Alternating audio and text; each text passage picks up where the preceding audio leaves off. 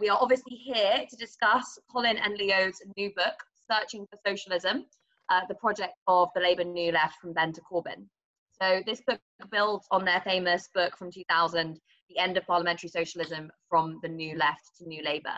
And they've condensed that book to the first half of this book and then extended it to cover the last 20 years, including obviously the premiership of Jeremy Corbyn. And so, yeah, I'm really excited to introduce our panel. We've got an incredible panel here with us. We've obviously got Leo himself. Do you want to give everyone a wave, Leo? Who is the co-author of the book, professor at York University and general doyen of socialist strategy. We have Lotte Boumelha, who is the chair of North West Young Labour and former volunteer on both of Jeremy Corbyn's leadership campaigns. Lotte, do you want to give everyone a wave? I don't know where Lotte is, but hopefully we'll find her soon. Andrew Murray is the Chief of Staff at Unite the Union, former advisor to Jeremy Corbyn, and author of The Rise and Fall of the British Left, which a link to which you should be able to see in the chat soon. It was a fall and rise. Sorry? It was a fall and rise. Sorry, fall and rise. The wrong way around. I know that. I've read it and it's excellent, by the way. Zarah Sultana, who is the new MP for Coventry South and who is making waves in Parliament. It's very exciting to see her getting into Westminster and doing her thing. Do you want to give everyone a wave, Zarah? And James Schneider, the co-founder of Momentum and former head of strategic communications and former spokesperson for Jeremy Corbyn. Do you want to give everyone a wave? He's a bit slow on the internet there. And obviously, last but definitely not least, John McDonnell, the People's Shadow Chancellor, well, the People's former Shadow Chancellor, but Shadow Chancellor in all of our hearts. Can you give us a wave, John? There we go. Right, so without further ado, I'm going to hand over to Leo, who's going to talk a little bit about the book for about 15 minutes. And then we're going to go to our panel, who are going to talk for about 7 minutes each, and then we will open up to the audience questions. So, Leo, do you want to take it away? Yes, thank you very much, Grace. Well, first of all, let me thank everyone who has been involved in making this online launch happen. James, Max Shanley, Grace, Ronan, all those people from Momentum and Tribune and Verso, not least Catherine Smiles at Verso, who was originally planning a launch in London for this evening, April 18th, at Houseman's Books. It had already been booked, and I must say I was very sorry not to be able to be there in London to launch the book, to see so many friends and comrades and hug them and so on. On the other hand, to see these many hundreds of people who could never have fit into Houseman's without causing a appalling health hazard, even apart from the pandemic, it's really quite wonderful to have this online launch. Now, you could say it's very timely, the publication of this book and the launch just some 2 weeks after Jeremy's stepping down as leader and replacement as leader. And just a week after the leak of the Labour Party report, which shows the appalling role of such a significant section of the party apparatus, and the lengths it went, perhaps even to the extent of denying a victory in the 2017 election, in opposition to the new Labour New Left's leadership of the Labour Party. So you may say it's timely, but I have to say that, in fact, the book was supposed to have been launched originally in time for the Labour Party conference last year in September 2019. And the main thing that held it back were political developments through the course of last year. And we put off delivering the final chapter, chapter 13, which is now called the Brexit conjuncture and Corbyn's defeat, until, of course, after the December election. The final manuscript then, the last chapter, didn't reach Verso until January 10th. And I have to particularly thank our editor, John Merrick, and the production people under Mark Martin of Verso for being able to get the book out so quickly and yet of such quality so quickly, given the delay. Now, in another sense, the book would have been out earlier, except it became a much bigger project than Colin and I perhaps initially intended. When I look back at what was the origins of this book, what was the seed of it, I think I, and Colin would agree, would have to again thank Max Shanley. Out of the blue, at some point, probably in 2013, I received an email from a Max Shanley, who I'd never heard of, telling me that he had become close with Tony Benn in the last year of his life, and that he wanted to take me out to dinner the next time I came to London. And I contacted him when I did, and he took me, believe it or not, to the Gay Hussar, the Hungarian restaurant in Soho, that has a certain provenance in Labour Party circles. Brought along a young friend of his, Barnaby Rain. I didn't let them pay for the dinner as they intended, and opened my eyes to which had been largely closed, to the emergence of a new generation of very young people who, long before Jeremy's election as leader, had begun again the project of the Labour New Left, intending to take it further and in new ways, defined themselves as Bennites. And I obviously found this very interesting because Colin's and my book, The End of Parliamentary Socialism, which began with the observation that social democratic parties, like communist parties by the 1960s, had run their course as agents of transformative social change,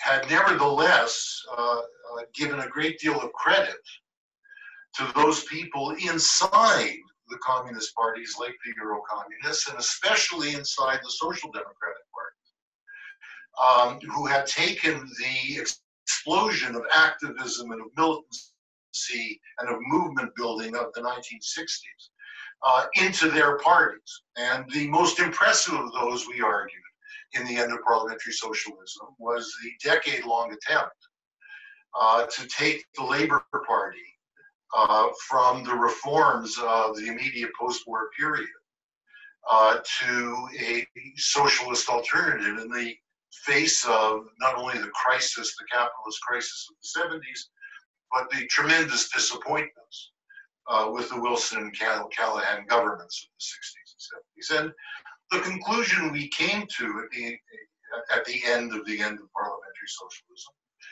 was, while admiring that attempt enormously, the defeat of it, and the defeat of it had paved the way to the third way, to New Labour, to Blairism. The book was published in 1997, just as Labour was elected. The conclusion we came to was that the story we had told had indeed proved that the Labour Party would not be the path through which socialism in Britain would pass. That Ralph Miliband had largely been right to have said, albeit in passing, in the mid-1970s, that the greatest illusion that socialists in Britain succumbed to was that the Labour Party might become the instrument of socialist advance. Well, that looked confirmed through the early part of the 21st century. I must say that when Max Shanley called me, I was observing what was going on with the defeat of the attempt to undertake socialist advancement in Greece, largely against the European Union of Germany. I received a call from Max Shanley. Germany has just got a nomination for the leadership of the Labour Party. He has got enough MPs and MEPs votes to be nominated. And I said, that's marvelous. He was trembling excitement. But I said, you know, he can't win. Well, it just showed you what I knew. And the seed of the book began then because Colin and I began to try to figure out what had happened between the time the end of parliamentary socialism was published and Jeremy Corbyn's election as leader through the summer of 2015. The book became something much bigger than what we had originally intended, which was a new edition of the end of parliamentary socialism, which would carry the story up to Corbyn's leadership. In fact, it became clear to us that in addition to trying to explain how Corbyn's leadership was rooted in the New Left of the 1970s, it became clear to us that we needed to provide a much fuller account of what effect Blairism had on the party, the extent to which internal party democracy had been stifled, that plurality, ideological plurality in the party had been stifled, and above all, what the embrace of neoliberal globalization by the third way leadership had entailed in terms of enveloping the Labour Party in the contradictions of this globalized capitalism, which, of course, was proven by the 2008 financial crisis. So that was one thing that involved a much bigger project than we had intended. A second was to actually figure out what had been going on in the first decade of the 21st century and under Ed Miliband's leadership as well, which marked a break with New Labour, that laid the basis for Corbyn's remarkable victory in the 2015 election campaign, identifying the importance of the shift to the left in some of the union leaderships, the importance of the anti-war struggle in Britain, which was perhaps the largest in the Western world, the importance of the anti-austerity movements, the importance of the socialist campaign group staying in the party rather than leaving the party to try a realignment in the formation of a new one. And then thirdly, and perhaps most importantly, and this is what the last three chapters of the book are about, trying to look at both the possibilities and the limitations of trying to develop a strategy for socialist advance through the Labour Party, even when the leader of the party was part of that project. Looking at the continuing enormous barriers as well as the possibilities that this creates. Now, you know, one needs to remember that when Jeremy was nominated and started making his first speeches in June and even running into July, his main theme was that I am running because we are trying to show that we are a force, and I'm quoting him, we are a presence, we are a hope, we are an inspiration to the next generation.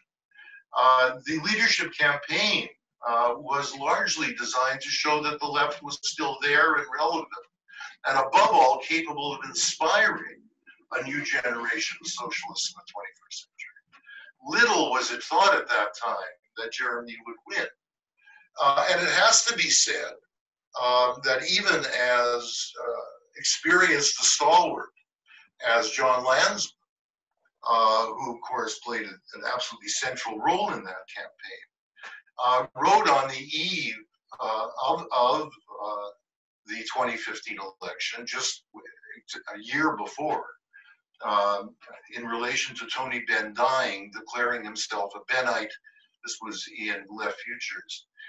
and trying to lay out a program for the Labour left in the coming years, you know, talked about the need to link trade union activists with party activists, talked about the need to reestablish momentum at the constituency party level, talked about the need to take young Labour away from the type of undemocratic careerists that have been exposed in the recent leaks. Electing a socialist as leader of the Labour Party was not on his list. And Ben Sellers, one of the founders of Red Labour, which played such a crucial role in establishing the social media base of Jeremy's victory, and indeed the social media base of Momentum eventually. You know, in 2018, even after how well the party had done in the 2017 election, said, you know, if you had asked me even 5 years ago what we needed to do, I would have said we needed to start at the level of the CLPs, revitalize them, and then carry that forward upward in the party, with electing a socialist as leader being the last step. And we did this back to front. Well, we need to now look back at the consequences,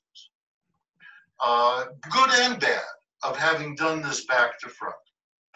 And if the book does make some contribution, I think, in terms of what now needs to be done, I hope it makes that contribution most in terms of a sober reflection on what was achieved under Jeremy's leadership, and what the limitations were, not only those imposed by, of course, the tremendous array of forces institutionalized inside the state, in the capitalist class, in the international balance of forces, but the barriers inside the party that remained even after Jeremy's election, and the consequences of what was achieved that would allow this now to be carried forward, but also the consequences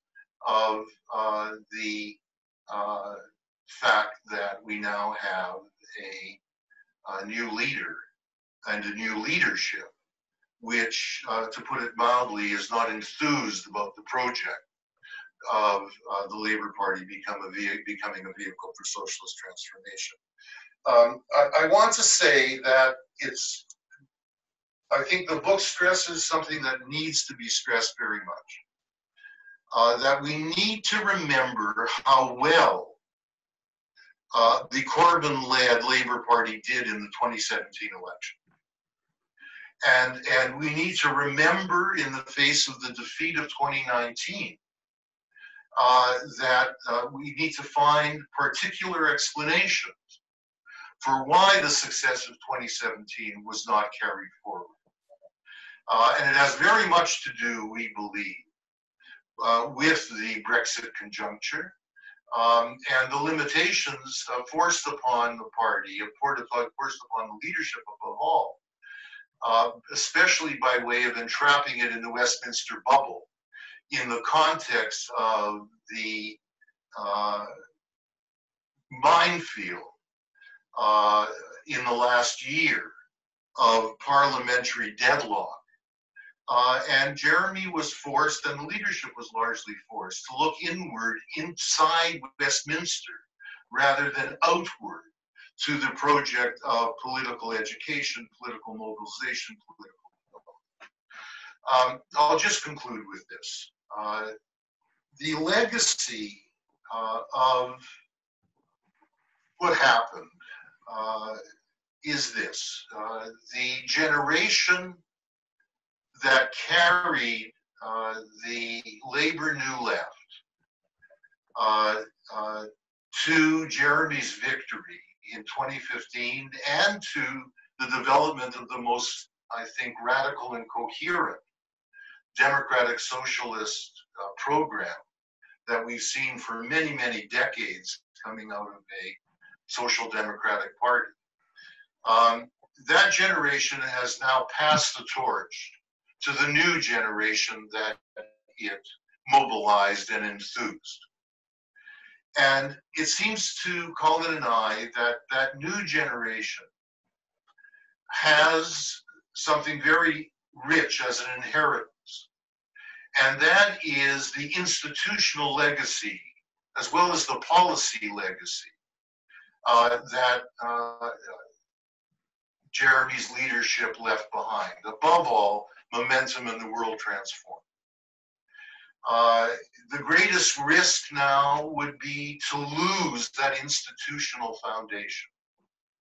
The greatest requirement is that institutional foundation now become much more oriented to entering into the constituency labor parties at the base, engaging in a process of political mobilization and education at that level, turning itself from being very successful as a campaigning organization for Jeremy and as a fundraising organization to that end, turning itself into the type of organization which is generating the types of organizers who built the working class in the first place, turning Labour Party branches into centers of community life.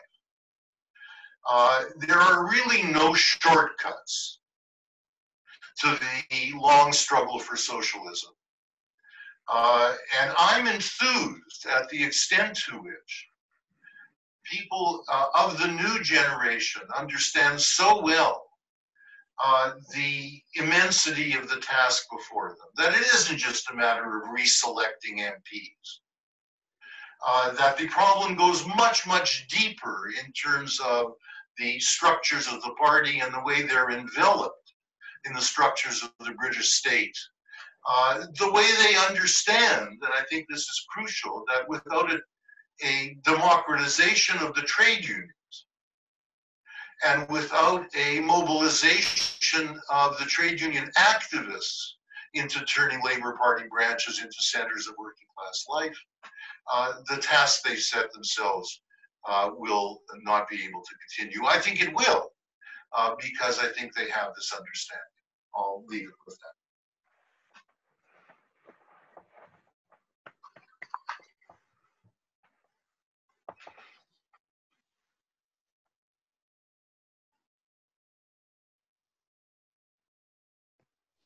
Grace, are you off mute?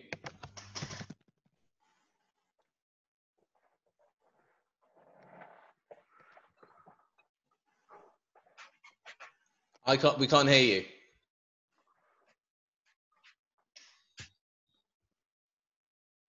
It says you're not muted. Hold on, let me try to, there we go, hold on one sec. No.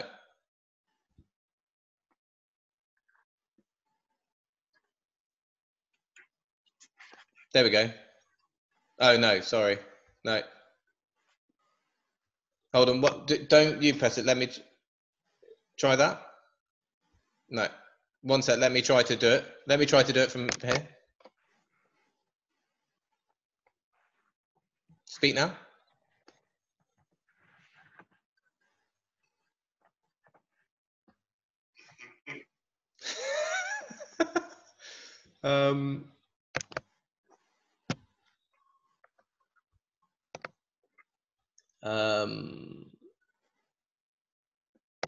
Now? Yes. Yes. Okay. Great. Right. So yeah, thank you so much for that, Leo. We've now got like more than 500 people on this call from all over the UK, as well as from Australia, Canada, the US, and like all over Europe. So this is amazing and like a brilliant audience. There are also a lot of comments on how lovely your voice is, Leo, which I completely concur with. The other thing I have to say is that there is currently a 50% off on the book on the Verso website. So if you just go to bit.ly/Verso50, that'll take you straight to the site to be able to buy it. There's been a lot of love for Verso in the chat and all the brilliant books they're publishing at the moment. So they've obviously got this book, they've had published Andrew's book, And I have a book coming out that I've edited with a bunch of amazing contributions, including from James, and an interview with Leo called Futures of Socialism. That will be coming out soon. So yeah, one final thing, people who aren't on the panel, if you can turn off your cameras so to free up some bandwidth, and keep asking your questions in the group chat. So I am now going to hand over to Lotte, who is going to talk for about 10 minutes. You there, Lotte? Yep. Can you hear me? Yes. Lovely. Yeah, thank you so much for having me. I am chair of North West Young Labour, and I'm chair of Manchester Labour Students, and I'm going to be talking a little bit today about Young Labour, which is currently, without a doubt, the most radical wing of the Labour Party, but also the future of the Young Labour project, and you know, there's many issues that we need to face in the post-Corbyn era. And when talking about Young Labour today, I think it's impossible not to talk about the contents of last week's leaked report.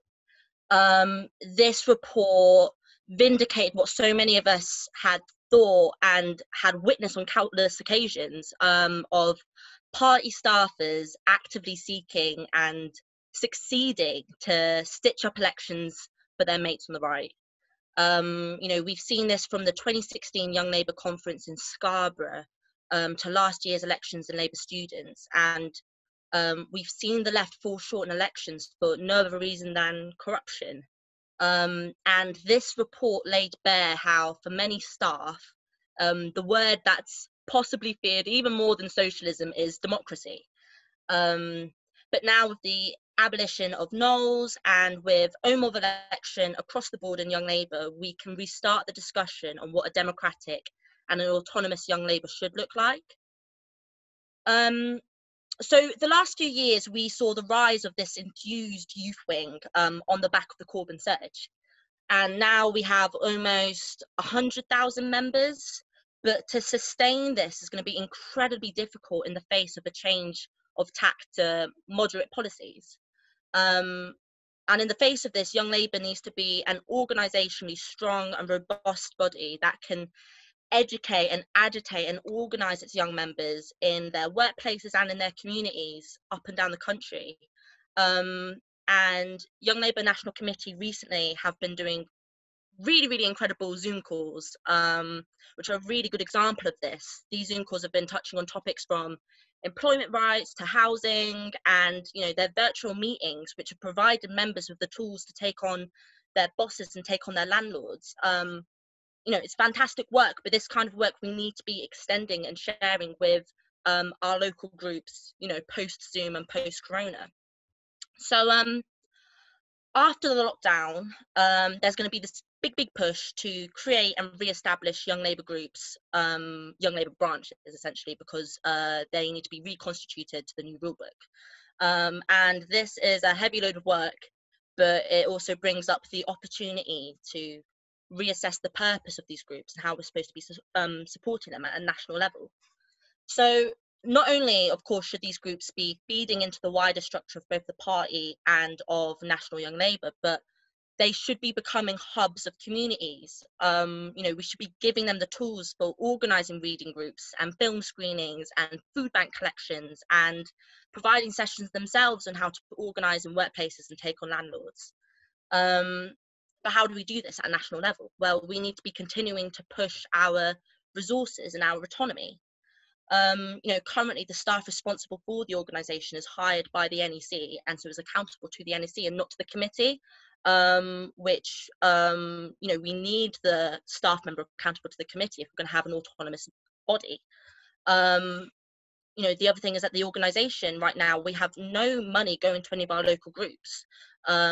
The organisation must be given money from members' subs if we're actually going to develop our groups. And, you know, there's been loads of calls recently to push for greater representation of Young Labour, representation on the National Executive Committee, which I think holds huge legitimacy. And the introduction of any of these moves would be a huge step and a really necessary step if we are to develop and expand our organisation. So Max Shanley has recently written a really, really good document called Towards a New Model of Young Labour, and I recommend everyone reading it. And in it, he states that to encourage others to think differently is the most socialist act of all. Anything less serves the creation of a passive and stale movement, and that is not the movement we need. And I think what's clear is that by rolling out widespread political education and autonomy within our local groups, we will not only be sustaining our membership, but we will be advancing our movement. So before 2015, many in our movement saw our sole purpose as winning battles in stuffy back rooms and failing to understand why the less political culture didn't appeal to people. And then that changed with Corbyn, who brought hope and inspiration back to our politics. And I think we can't go back to the days before. We need to learn from the successes of groups like Manchester Momentum and use it as a model for other organisations of the left. So here in Manchester, we organise raves and rambles and reading groups because countering the lethargy and exhaustion that is symptomatic of neoliberalism has to be priority before we can develop a political movement. And a few of my comrades may be wincing at that. There's been this heavy debate between those who prioritise creating an energised political culture and those who prioritise getting people involved with the structures of the party. And of course, the goal is maturing our young members into soldiers of the party who know the rule book back to front and who understand the structure of the party and the mechanisms and are active and dedicated to their CLP, but there needs to be a balance of both of them. In Young Labour, we also need to be learning these lessons. So, young people, whether they're students, whether they're workers, they're tired, with poor wages, mounting debt, insecure employment, young people's motivation to be attending these meetings will inevitably be low. And you couple that with the likely moderation of our policy platform, and we can understand why so many members are becoming disenfranchised and are starting to turn their back on the Labour Party. And if we don't adapt and infuse our strong size, membership is going to dwindle. And indeed across the board, at a time when we desperately we're needing this insurgent left to be setting the tone of debate around coronavirus, we're instead mulling over our recent defeats. And in the strange situation of lockdown, we're confined to the geography of our homes, and we really need to dust ourselves down and pick ourselves up again, because more than any other time in recent history, the meaning of solidarity and the meaning of comradeship is vital, and this is being translated to every single household across the country. As our healthcare workers are working round the clock to save lives and putting their own lives at risk, our movement must be the vehicle for their voice, and our structures need to reflect this. And in practice, this means having transparent processes to make policy and greater decentralisation of decision making.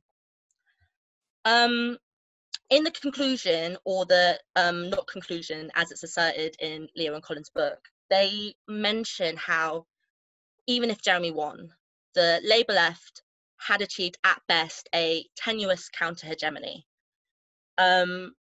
This is essential. If we're assessing the failures of the last few years, we cannot forget about the failure to implement any form of political education across the party and the implication that this has had. Education is so often the centre of hegemony, and moving forward, we need to remember that. So across Young Labour, as we move into this new political era for the party, we're not going to give up on our battle to democratise and to educate. And despite our losses, the struggle for socialism continues, and Young Labour will be playing an active and leading role in that struggle. Yeah.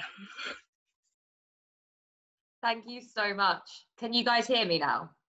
Yes. Yes. Okay, good. Thank you so much, Lotte. That was, amazing, really inspiring. What an amazing call to action. Thank you. Right, so I'm just going to repeat for those of you who've just joined again. If you want to buy Colin Leys' book from the Verso website, go to bit.ly/Verso50 and continue to ask your questions in the chat. And I am now going to hand over to Andrew Murray, who's going to talk to us for about 10 minutes. And you can also buy his book, The Fall and Rise of the British Left, on the Verso website. Andrew, are you there? No. There we go. Got you.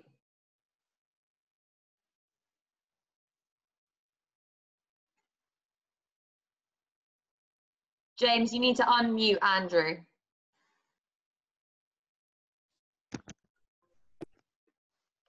Hold on. Can you hear me Yes. now? Yes. Andrew? Okay. Yeah. Okay. Right. Well, thank you, Gray. Can you hear me? Yeah. Okay.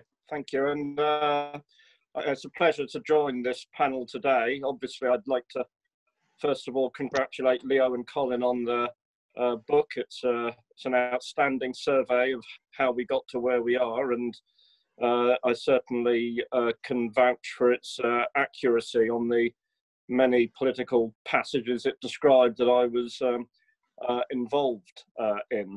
Of course, I mean, I know, having had a book called Fall and Rise of the British Left that came out just before December 2019, I know that timing is everything in getting books out. And of course, since Leo and Colin wrote their book, there's been two really major developments. One is the coronavirus, and the other is the revelations regarding the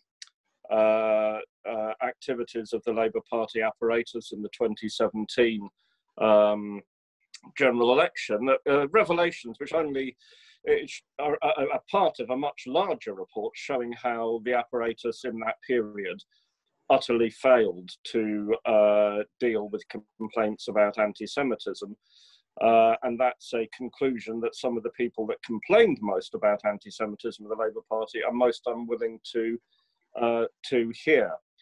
But I was brought into the 2017 election campaign, I think at the initiative of John McDonnell largely, to try and overcome some of the difficulties that were being encountered with the officials that I've described. I would have to say, however, I had, while I obviously knew that they were not supporters of Jeremy's leadership, I had no idea of the extent of the antipathy that some of the messages reveal. However, I think it's important to say that if there were officials who were behaving as described, it's because they were empowered to do so by the majority of the Parliamentary Labour Party at the time. Without the sort of cover given by the hostility of the majority of Labour MPs towards Jeremy and John and the leadership of the party, I don't believe that they could have conducted themselves in the way that they did. And I mention that because I think it strikes to the heart of what Corbynism is. Now, Jeremy very typically, modestly said after the general election, there is no such thing as Corbynism, there is only socialism. And at a certain extent, that is absolutely true. But we have to look at what was novel about the time of Jeremy's leadership. Really, one could say Jeremy and John's leadership of the Labour Party. And it was precisely, for me, the most significant thing was not the policy advances, although they're real, and I think some of them will be enduring, but it was about how there was this shift in the balance of authority in the party from the PLP to the wider membership. Or to put it a different way, the Corbyn leadership represented for the first time in Labour's history, and this is something Tony Benn reached for but never fully attained, where the parliamentary leadership in Jeremy and John and their comrades and the mass movement outside were actually united and in a symbiotic, mutually enforcing relationship. As I think Leo said in his remarks, that reflected both developments in the trade unions, and I worked for Unite, which was central to that. It reflects the importance of the anti-war and the anti-austerity movements, and the fact that Jeremy, in particular in the anti-war movement, John in the anti-austerity movement, as well as Jeremy, had been absolutely central to those movements, had actually seen the axis of their work as being mainly outside Parliament, and how when we had them in the leadership of the PLP, you had someone like Jeremy who was happy to go to the demonstrations against Donald Trump. You had someone like John who would turn up on trade union picket lines, something the parliamentary leadership had always run a mile from. I mean, Ed Miliband did turn up at one TUC demonstration. He looked very nervous, like he'd swallowed a rat or something. So this was a new dynamic. And I think it is that dynamic, rather than the specific policies, that made one say that a Corbyn-led government, despite all the enormous obstacles it would have faced within the PLP, within the state, within the establishment and the City of London and so on, would have created the possibility of an opening towards socialism. That, I think, is what is now changed with the election of Keir Starmer. I mean, a Labour government under Keir Starmer will be 100 times better than the government we have at the moment. And Keir has said he will stick with the policies. However, that relationship with the mass movement, that isn't there. This is a restoration of parliamentary business as usual to that extent. And I think the gain we have to try and hold on to is, above all, is strengthening the party and its membership and the trade unions relative to the hegemony of the PLP, the consequences of which Leo, Colin, and before them Ralph Miliband have traced in detail. And when they ask, is it the end of parliamentary socialism? Of course, the truth is there's never been a beginning to parliamentary socialism. And when I look back on the period of Jeremy's leadership, I still think the most significant single event after Jeremy had been elected was the defeat of the PLP coup in 2016. Because here was a situation where the majority of the Parliamentary Labour Party, the great majority, said, we want to get rid of Jeremy Corbyn, and the movement outside said, you can't, you won't, and they didn't. And that is never, because whatever the rules of a Labour Party have said before, the PLP has always called the shots. That was the first time that wasn't true anymore. And I think that gain is something that we have to find a way to hold on to going forward. I sort of agree with Leo's conclusion to his book that really, or what I think is his conclusion, that this isn't the moment for reviving the old argument about whether we should be in the Labour Party or forming a different party. A few years ago, I did write that there's an old truth that the only thing harder than changing the Labour Party is building an alternative to it. But I think the events of the last few years have shown that the locus of socialist activity is and will be the Labour Party. In the period of Jeremy's leadership, roughly 400,000 people must have joined the party. Now, the largest of the parties set up to compete with the Labour Party to the left in the New Labour years maybe attracted 1% as many people. Momentum alone had about 40,000 members. I don't know what it has now. This is a huge resource. And as Leo said, there is a new generation coming through here. And that is what is, for me, fantastically encouraging. New people, and I take Lotte's point about the need for political education there, and that was a weakness, I think, in recent years. It's something I would have liked to have seen Momentum do more of. But I think there is, there is that potential and that possibility. But I think if we're looking on a broader canvas of the result of the December 2019 general election, I think in answer to the question, what happened after 2017, I think, 3/4 of the answer is probably around Brexit.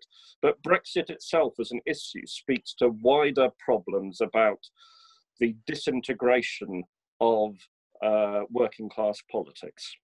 In the literal sense, it is no longer integral. It is flying apart in different directions. We could see that happening in Scotland before Brexit or Jeremy were even on the scene. Jeremy wasn't on the scene as party leader, I mean. So I think the reconstitution of the working class as a political and social actor, the reconstitution of the class in the Marxist sense, I would say, is really an urgent and compelling issue. I think the coronavirus crisis will have a big impact there when it goes through the wash, and we see who has benefited from this crisis, who has suffered the most from it, what the causes of it are, how it prolongs what's already been a 10-year economic slump into one now stretching into the indefinite future. This has to be a moment where the ideas that Jeremy and John have championed become more, not less relevant. I don't think we should be ashamed to be saying that, but also where the constitution of the working class as part of that, the reconstitution of socialism as a political imperative, I can see all that being on the agenda. So despite the slightly bleak circumstances right now, I'm very optimistic that the advances we've recorded, the struggles we've had, the gains we've made over the last 5 years are going to have a lasting impact. I mean, let me echo, I think, what Lotte was saying, that for goodness sake, let's not turn inwards as a left at this moment. Let's not have, prioritise forward momentum or standstill momentum or this federation on the left or that. There are millions of people who desperately need socialist answers out there right now in the midst of this enormous crisis, which comes on top of the previous enormous crisis that hadn't really finished anyway. So let's get to work on that front. Thank you. Thanks so much, Andrew. A brilliant summary of the challenges that we've faced over the last several years and what we need to do moving forward. Someone said in the chat, why weren't you on TV up against Mar and Morgan more? Which I think is a question. I personally would have liked to have seen that. Right, so we're now going to move on to the woman, the legend, Zarah Sultana. Are you there, Zarah?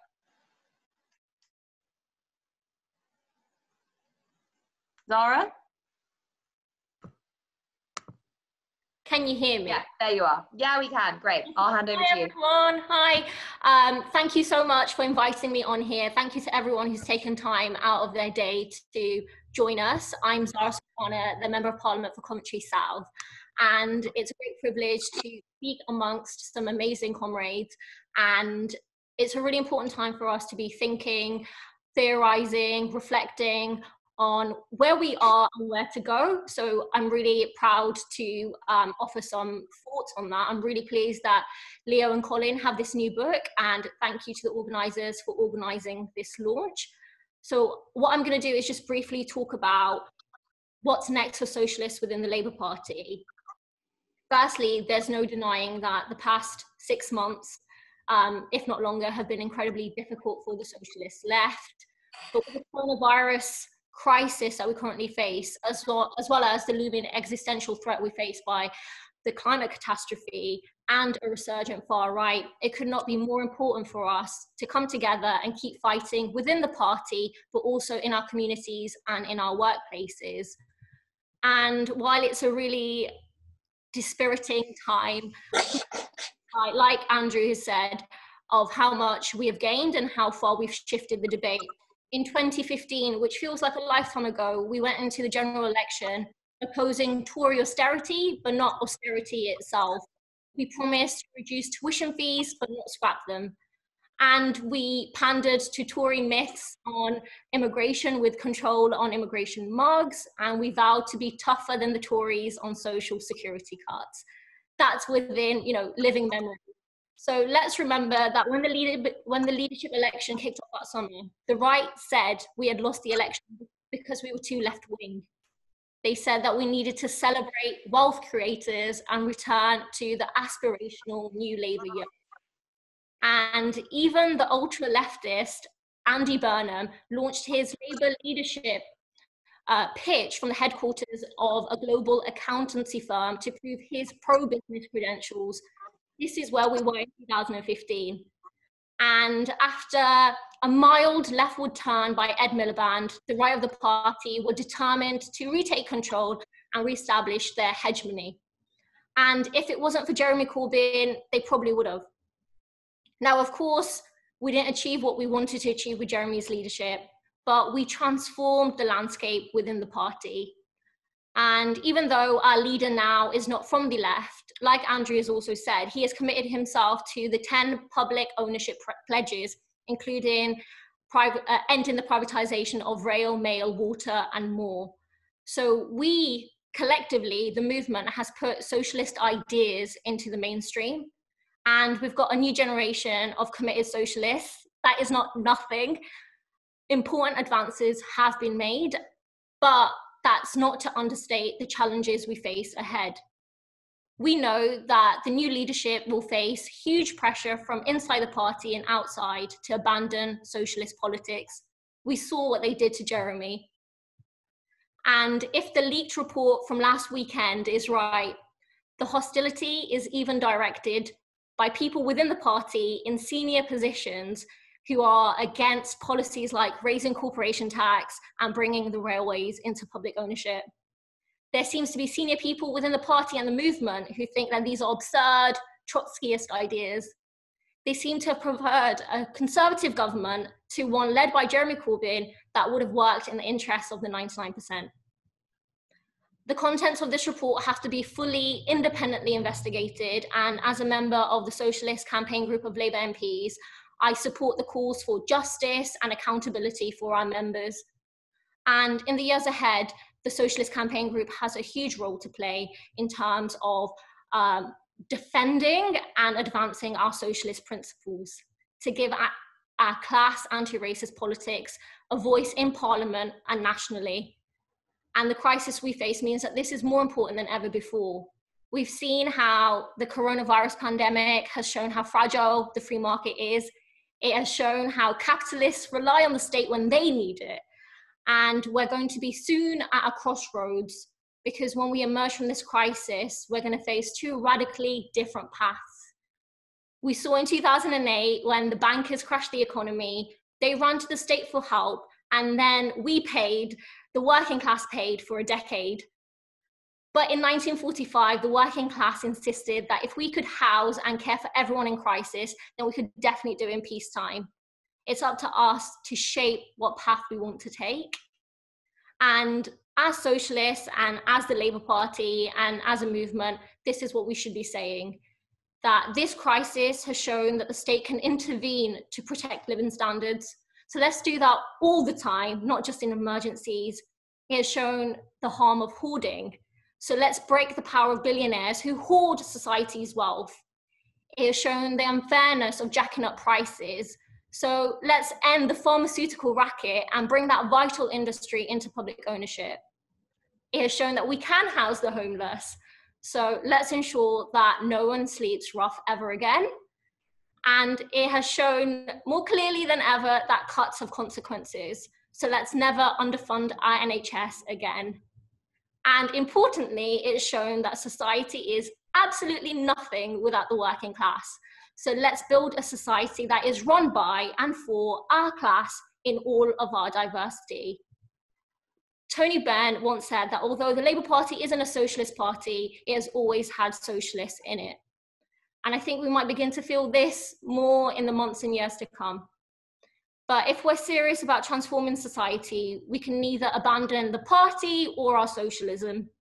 And it's because of Jeremy, John, Diane, and others that the torch of socialism was kept alive in the party through decades of difficult struggle.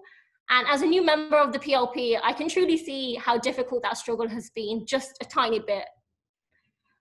It's because of their hard work and their fighting, constant struggle, that we came within a whisker of a socialist, anti-imperialist in Downing Street. And our task is to fight for that opportunity again, to learn from the mistakes that we made, but to be better prepared for when it comes again. It's not easy. We don't call it a struggle for nothing, but the challenges we face, the threats and the dangers mean that we have no time to despair. We have no time to retreat. Moderation will not cut it, only socialism will. So solidarity, comrades, let's keep fighting. Yes, there is no final victory as there is no final defeat. Amazing, amazing speech there, Zarah. Thanks so much for joining us. James Schneider will now be speaking for about 10 minutes, who co-founded Momentum, has been working for Jeremy, working very, very hard for Jeremy for a long time. And yeah, he's going to be talking a little bit about, well, he's actually just written a piece for the book I talked about earlier, Futures of Socialism, which is a collection of essays that will be coming out soon, reflecting on his experience working for Jeremy and talking a little bit about socialist strategy for the future. So he is going to be talking to us now. Are you there, James? Yeah, can you hear me? Yes. Fantastic, thank you.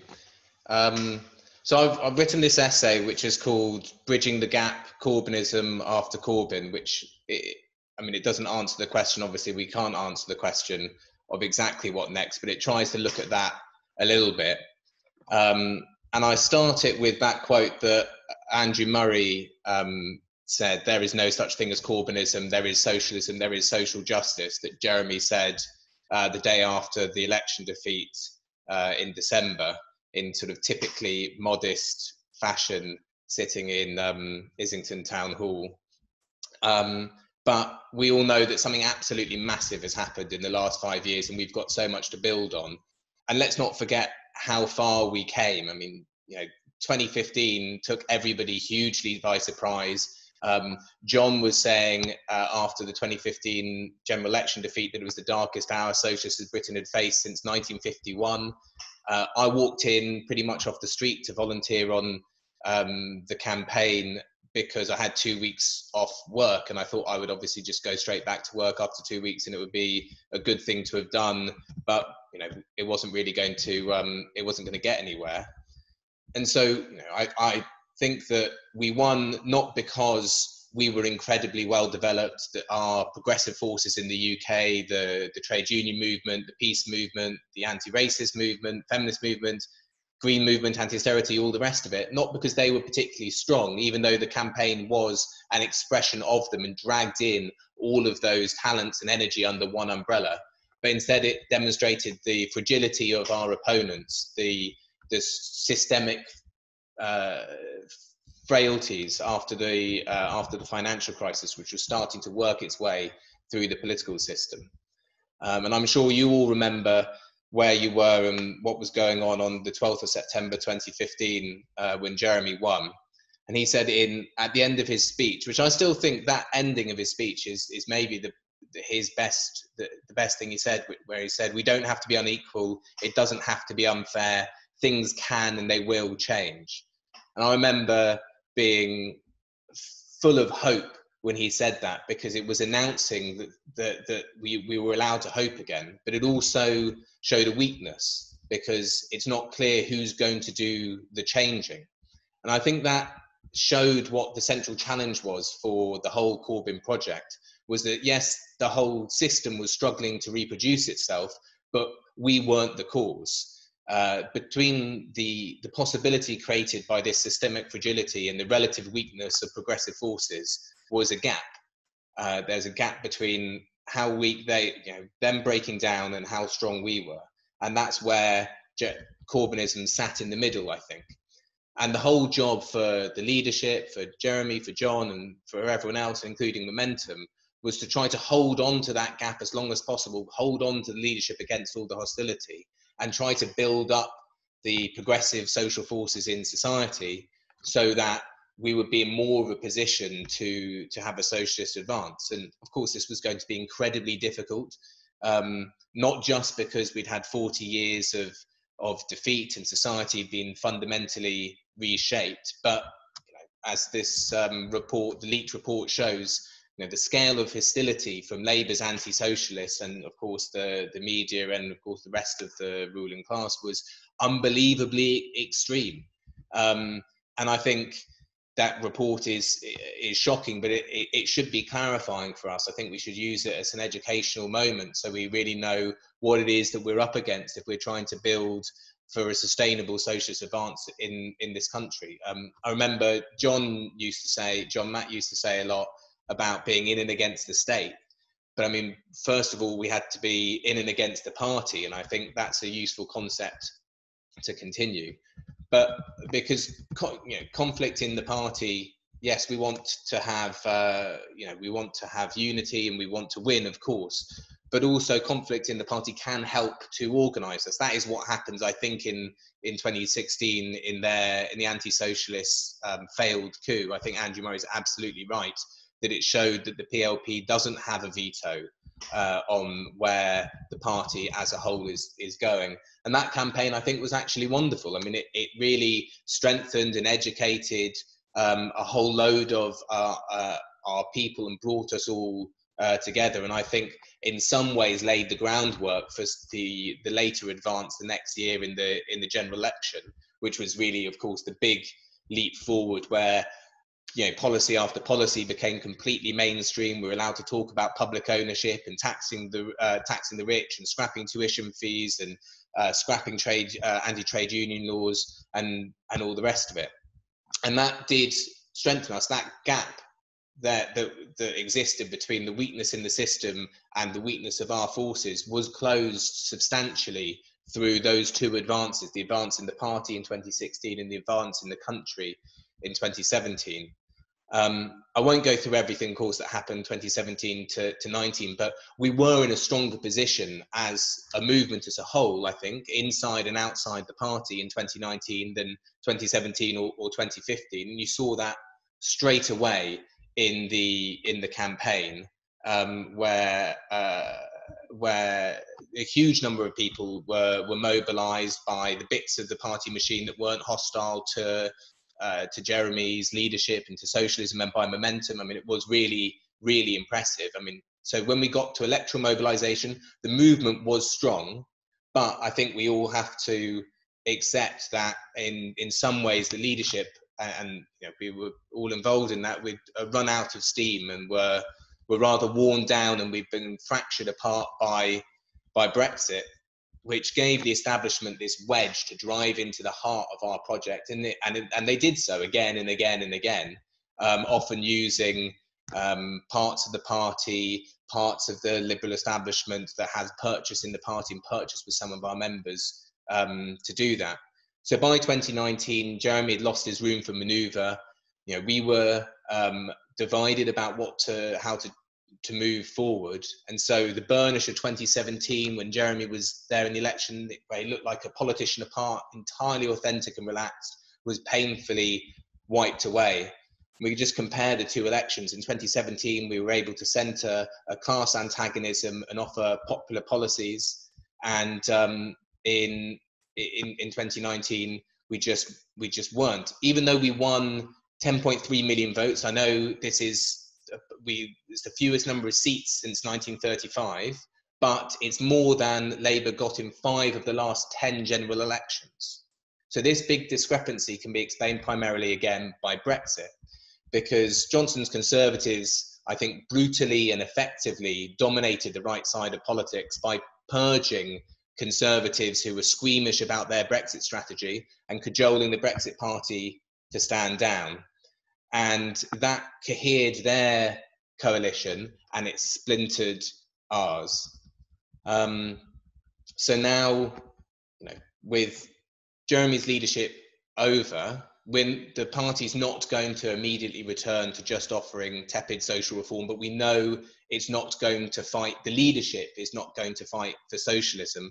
That's going to be up to us. Keir is not a ghoulish neoliberal or a reactionary authoritarian. He doesn't love war, but he doesn't seem to be a socialist either.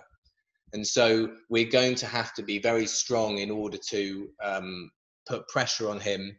But this shouldn't cause us despair. I mean, as Leo and Colin's fantastic book, which I hope everybody buys with the Verso link discount, the Labour Party is not and has never been a socialist party. But what we've had for the last 4.5 years is that socialist leadership has provided a project for power to bring together all the progressive forces to work in that direction. And so I think our challenge now, the challenge for this movement that has been brought together in this last 5 years is, yes, to keep growing. It's not just defend what we've won, it's to keep growing and to pull roughly in the same direction. And yes, that will be difficult, because after the compressed focus of the Corbyn era, of Jeremy's leadership, a great number of strategies will re-emerge. People will want to do different things. We're already seeing that starting to happen. And that process will prove messy, and we will see some sectarianism and some cultural differences. But I think that a multiplicity of strategies doesn't need to be divisive. In fact, it is necessary, because right now it's not entirely clear what the path forward for a sustainable socialist advance is. But the one thing that we do know is that if we apply the Labour theory of value, the more people are doing the more things, moving in the same direction, keeping open possibilities, will be in a good place to advance when the next moment arises. So people will do their activism in all sorts of different places, some in trade unions, some in community organising, some in anti-racist work, some in climate emergency, some fighting in CLP after CLP to get delegates to conference, to hold the shadow cabinet to account, and to push forward more socialist policies. But this is a good thing, I think, as long as these different strands don't butt against each other too much and broadly run in the same direction and have some coordination, we'll be in a good position. And here I hope that Momentum could play an important role, but it really will have to change and evolve for it to do that. There needs to be a process of renewal and re-democratisation after 5 years of really defending the party leadership. But I think it could articulate a socialist strategy, or it should articulate a social strategy in the party and in society, and connect with all the different organising efforts.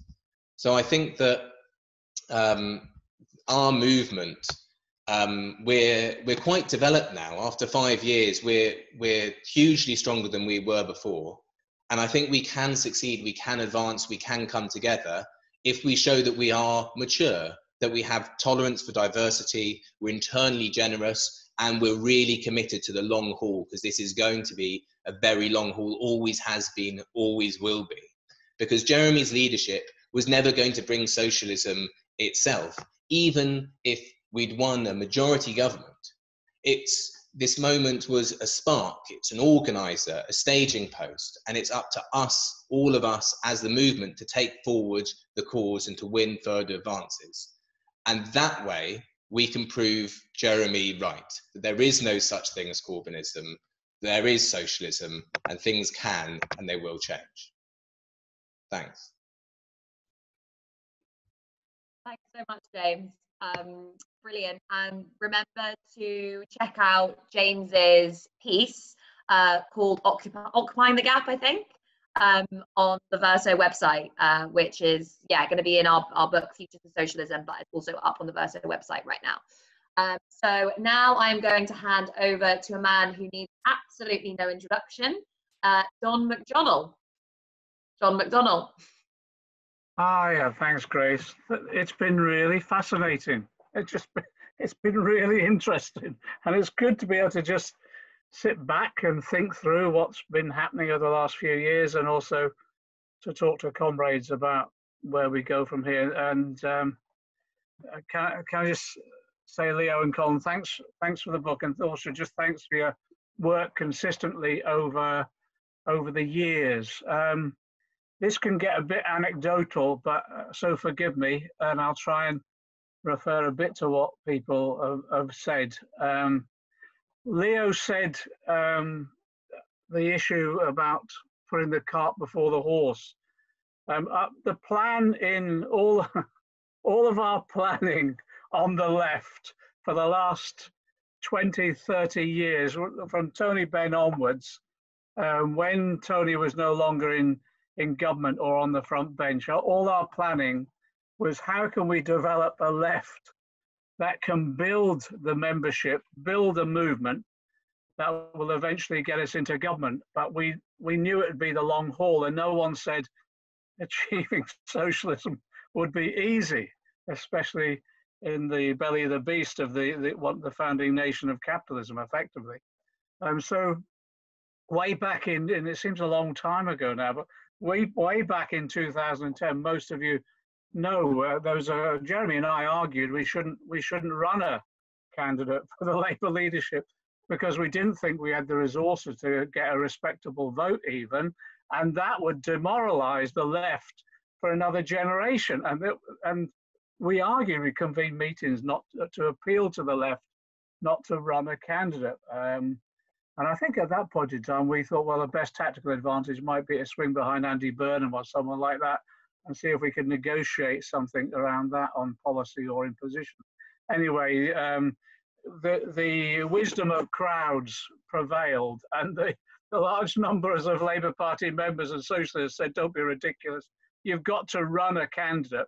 And at that point I said, well, okay, we can run a candidate, but we'll most probably not get on the ballot paper. So, but maybe we'll have a fortnight of getting on the sofas of the main TV stations and the main chat shows. And then, as you know, we decided on a candidate on the basis of Diane had already done it once, didn't want to do it again.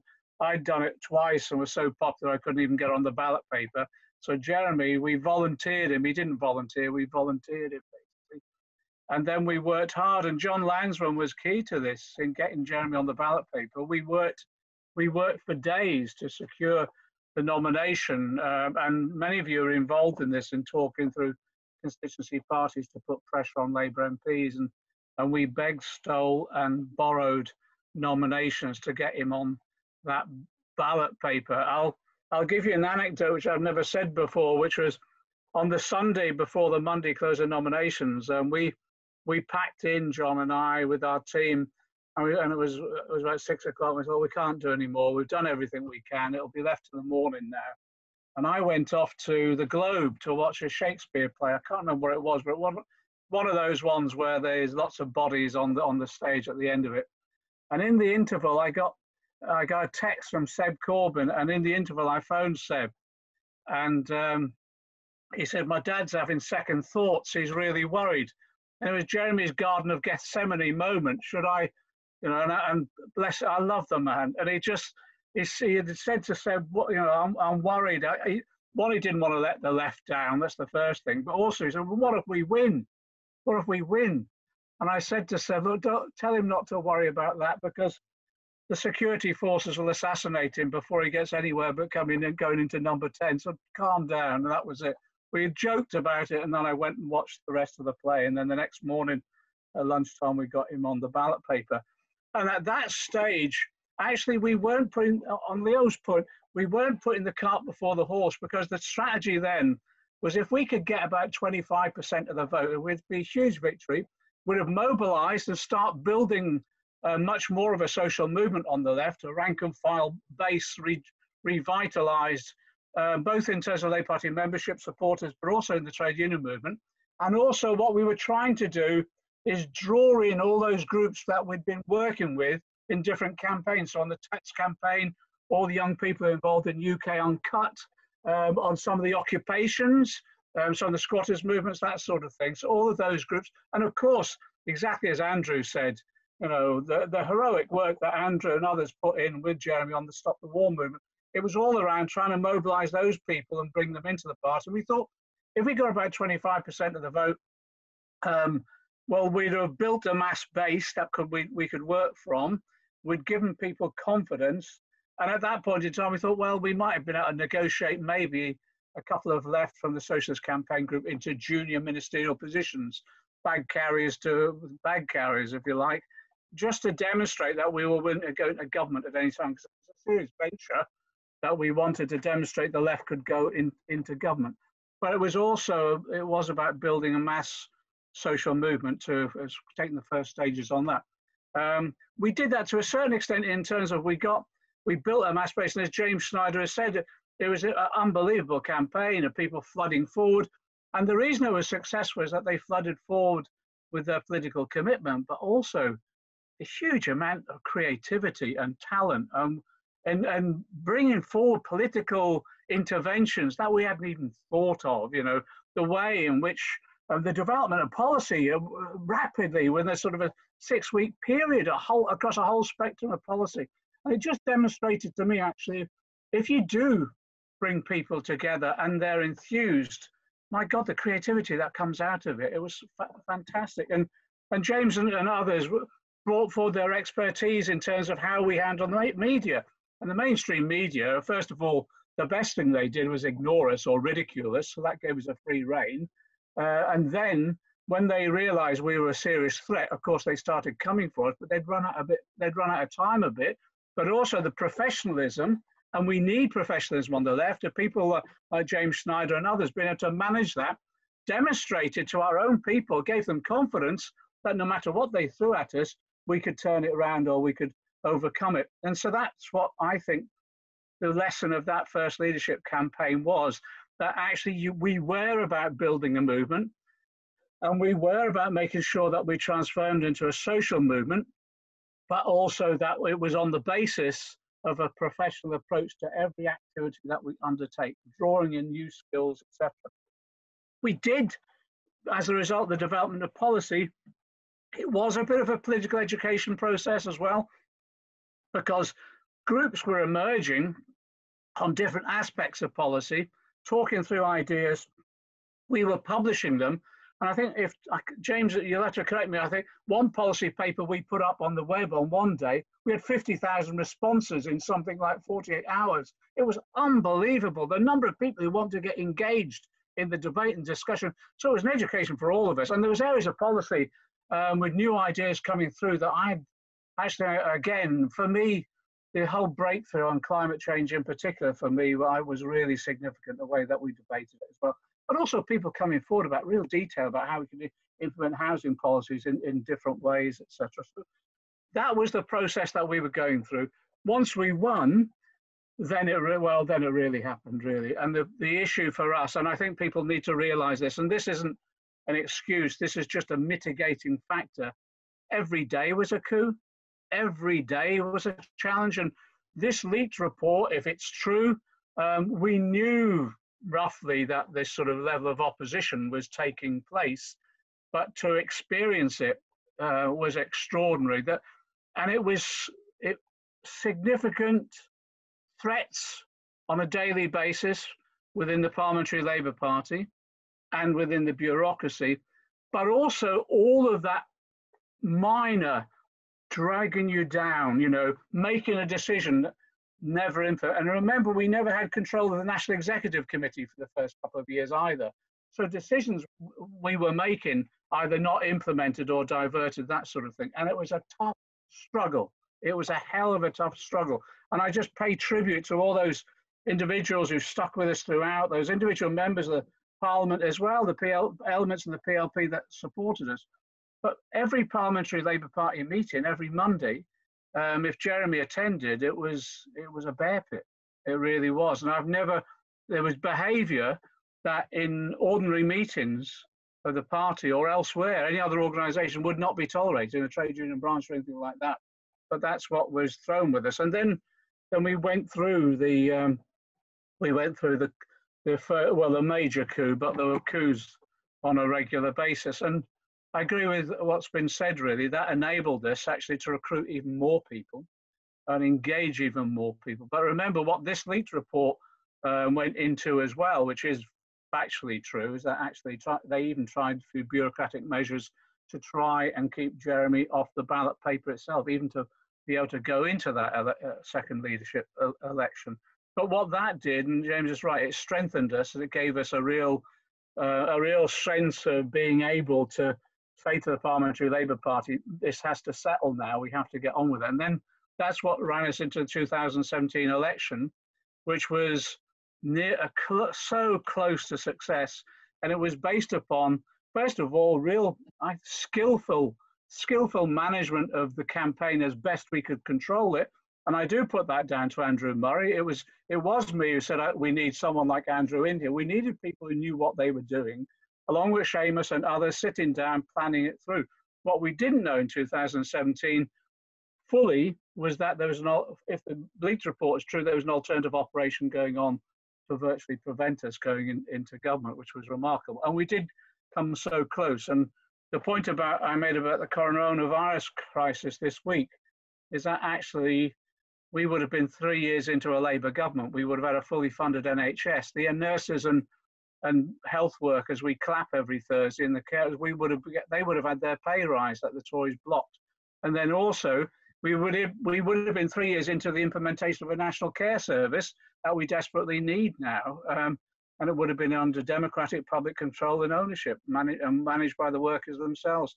So that loss of that Labour government at that point in time had a material effect on how we deal with this current crisis itself.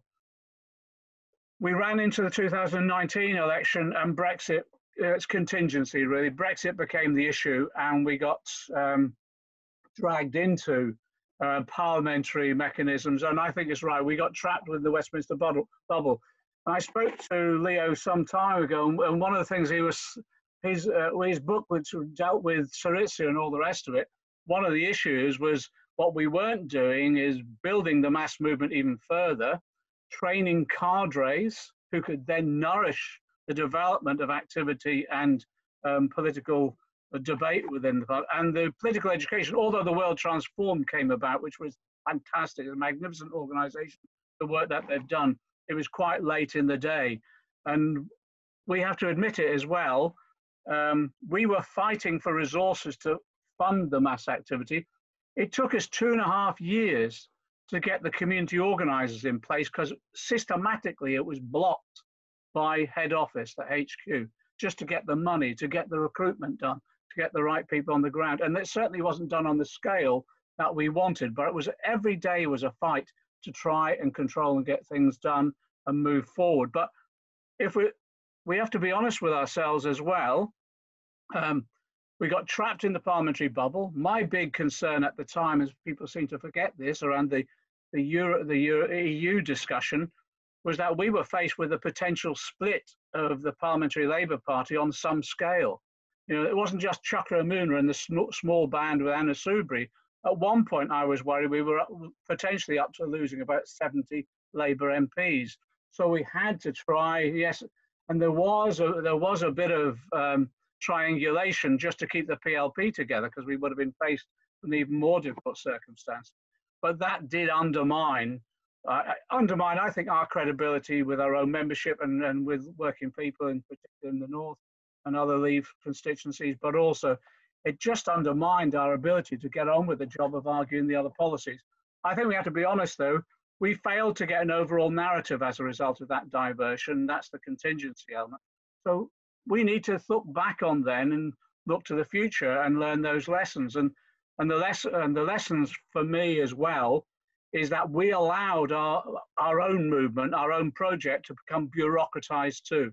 So by being trapped in the Westminster bubble, instead of having mass engagement and mass involvement in decision making, it was centralized and became quite bureaucratic. And we have to admit that. We have to admit that, because if we don't admit our mistakes, we won't learn for the future. What now? Well, let me just relate it to the coronavirus position, and we've had this discussion in other fora as well. My view now is that the tragedy of this crisis leads people to learn some lessons about what's gone on. And it's same in another meeting, when Boris Johnson started making all these wartime allusions, trying to build himself up in this Winston Churchill. What he forgot is actually in the Second World War, people came together and they wanted a different future. And actually they didn't want Winston Churchill at the end of the war, because what they've been doing, even the darkest hours of the Second World War, they'd looked back on the 1930s and said never again. And then they started dreaming and discussing and planning the sort of society they wanted after the Second World War. I think that's what we should be doing now, looking back on the last decade of austerity and saying never again, because never again should we allow austerity to be imposed upon us, so working people have to suffer as a result of a banking crisis out of their control. And never again do we allow public services to be run down in this way, so we haven't got the resilience to deal with crises. And never again should we allow individuals to be forced into such a situation, even in this crisis, where they're having to choose between health and going to work and avoiding the financial hardship that's hitting them because of low pay and precarious work. And at the same time, what we should be doing is talking about the sort of society that we want. And people are learning lessons from this crisis about the sort of society we want. individualism now is no longer a solution. The solutions are collective. What that means is that what we have to do is look at how we develop our economic policies on the basis of a fair decision system, on the basis, yes, of appropriate monetary policy as well, that we make sure we have a public services properly funded, and that we look at the range of the way we democratize our economy through public ownership, but also the level of the firm as well, where we introduce an element of worker democracy as well, so that people can't be abused in the way they are being in this crisis by being forced to work, or employers using the crisis to sack people or cut their wages. I think people are learning a lot of lessons. Now, what we've got to do during this period is talk through those lessons with people, of course, develop a programmatic approach to the sort of policies that we want, but more importantly, recognize that we've got to build upon what we've got now by way of a mass movement, largest political party in Europe, and that means learning the lessons of our failures during that last 5 years. So insufficient investment in political education, that's where we've got to go. Secondly, in terms of how we communicate our policies more effectively, both in how we deal with the mainstream media, but how we develop our own alternative media. We did it in 2017 with social media. I think we failed in 2019 to keep the pace up of that, but also how we use the whole range of cultural engagements that we can to develop our message across, recruit people, and just build the movement overall. So as a result of all of this discussions and just listening to people today, I think, it is the old Gramsci thing, pessimism, intellect, optimism with a will. I actually am more optimistic now than certainly since December. I think the more people that are coming together, as Lotte has said, in terms of young people, the potential of a mass movement amongst young people being mobilized, I think is really significant. But also it's interesting, the publication of the report, people are going two ways. Some people are saying, oh, that's a completely disillusioned, leaving the party. That's true, there's some like that. The bigger reaction I'm finding is people bloody angry and saying, this is our party, we'll never let this happen again. We want to democratize it. What are the mechanisms for democratizing it? And how do we go forward? So I think we've got to use this report again, to help us in that mass mobilization, but also in the radical reform of the way our party operates. So this is a process now to the next stage of democratization. Keir Starmer as the newly elected leader, what we shouldn't go into from the left is sort of opposition for opposition's sake. We should engage with the new leadership as best we can, build upon the manifestos that we had in 2017, 2019. When the right start mobilizing to tear some of that up, we've got to mobilize, and on the mass numbers that we've got, we should be able to do that. And I think on the basis of working alongside the trade union movement in particular, we've got the resources now that actually could take us to the next level of the debate about what sort of society we want and the socialist solutions to the issues that we now face. I'll shut up on this point as well.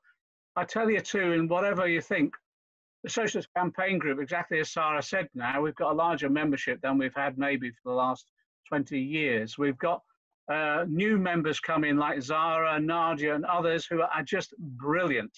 And it just inspires the way they speak, the commitment that they've got, and also the class backgrounds that they come from too. We've got the same sort of things going on within our union movement, but also we've got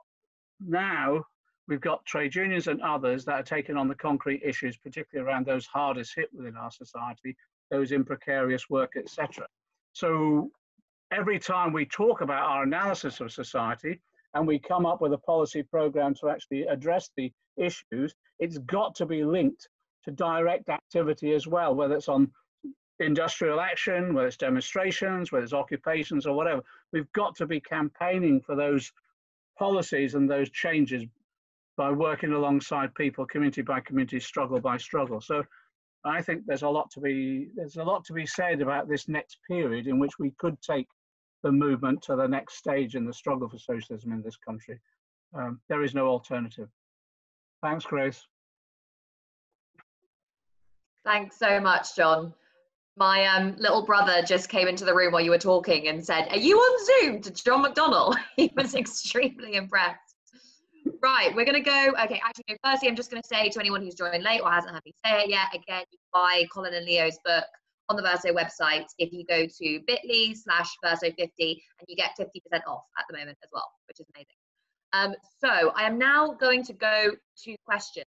We've been doing our best to kind of collate the questions that people have been sending in the chat, but it's been going very quickly. So if you've got a question that doesn't come up, please just carry on posting them in the chat, and we will try and get to them. So there's one here from Harriet Street, and I'm going to just give this to the whole panel because it's not addressed to anyone in particular. During the leadership and deputy leadership campaigns, there was talk of democratising the Labour Party, giving members a say, open selections, etc. The candidates making these arguments weren't elected. For Socialists in the party, this was an issue, but after Labour leaks, it's clear the party needs a democracy review more than we ever anticipated. How do we deal with this going forward? And what is the best way for us as members to push for fair socialist representation?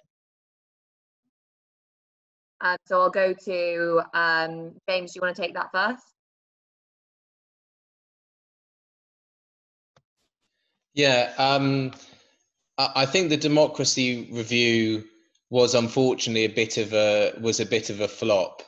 And there are two aspects to it. One is to do with rule changes, and I think we didn't do enough when we could, and now we should organise to push further. Yes, for open selections, but for a whole range of things.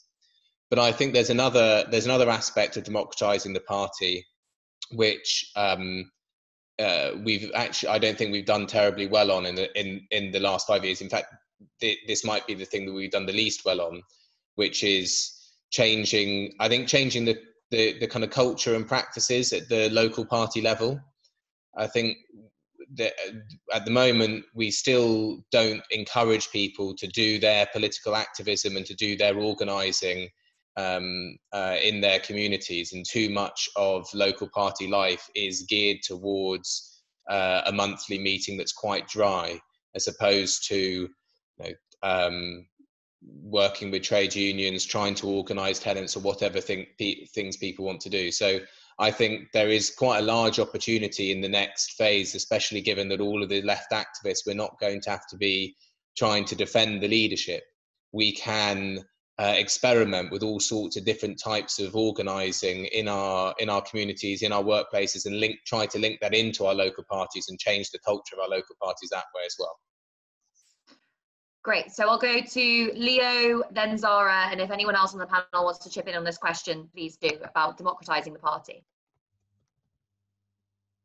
Yes, I think it's the question to be asking, but democratizing in a way that's deeper than reselection, although obviously that's very basic, and deeper than getting resolutions passed at party conference and having a PLP that pays attention to them. Democratizing the party needs to be oriented to developing the capacities of party members and party branches to contribute to the very difficult task of developing socialist strategy in an effective way. It was the end of parliamentary socialism. In fact, the Labour Party did represent parliamentary socialism. That's why Ralph Miliband called it that.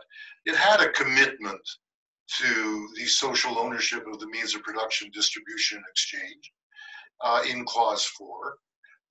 Most of the parliamentary leadership, for the most part, didn't put much emphasis on that. But what they did put a lot of emphasis on was their particular capacity, once they were elected as representatives, to carry policy through. And what that neglected always was the deep structures of the capitalist state, especially the ancient undemocratic constitution of the British state. But it also neglected the party's lack of interest or capacity to develop the membership, to develop the capacity of party branches to win support for the difficult struggles the difficult conflict that would be faced, the sacrifices that would need to be made when a radical strategy was introduced.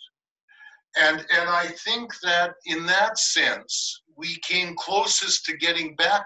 Of course, the Blair New Labour people dropped the socialism part of that entirely, even before the 97 election. And socialists were entirely marginalized, if not oppressed, in that party led by New Labour. I think we came close to getting back to parliamentary socialism under Jeremy's leadership, and that was a problem. And I think John was speaking to this. Getting trapped in the Westminster bubble reflected that problem. And it meant that the strategic orientation to how do we implement what I think was a very admirable set of policies, both in terms of how to change the state, which John above all always tried to engage with members in. I mean, it was very impressive how he would raise that openly. But not a lot of strategic attention was paid to how are we actually going to change the apparatus to get this done. But even more important, what was not done was how will we be able to mobilize support in the country when, you'll please excuse the expression, when the shit really hits the fan and we try to implement this.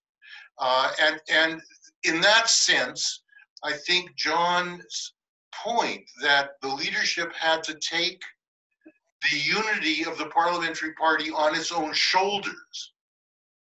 It's always the left that takes the unity of the party on its shoulders. Those in the party who are opposed to socialism will carry on opposing a socialist leadership up to the day of the election. They will never take the unity of the party on their shoulders. Michael Foot did against Tony Benn and the Campaign for Labour Party Democracy by the early 80s.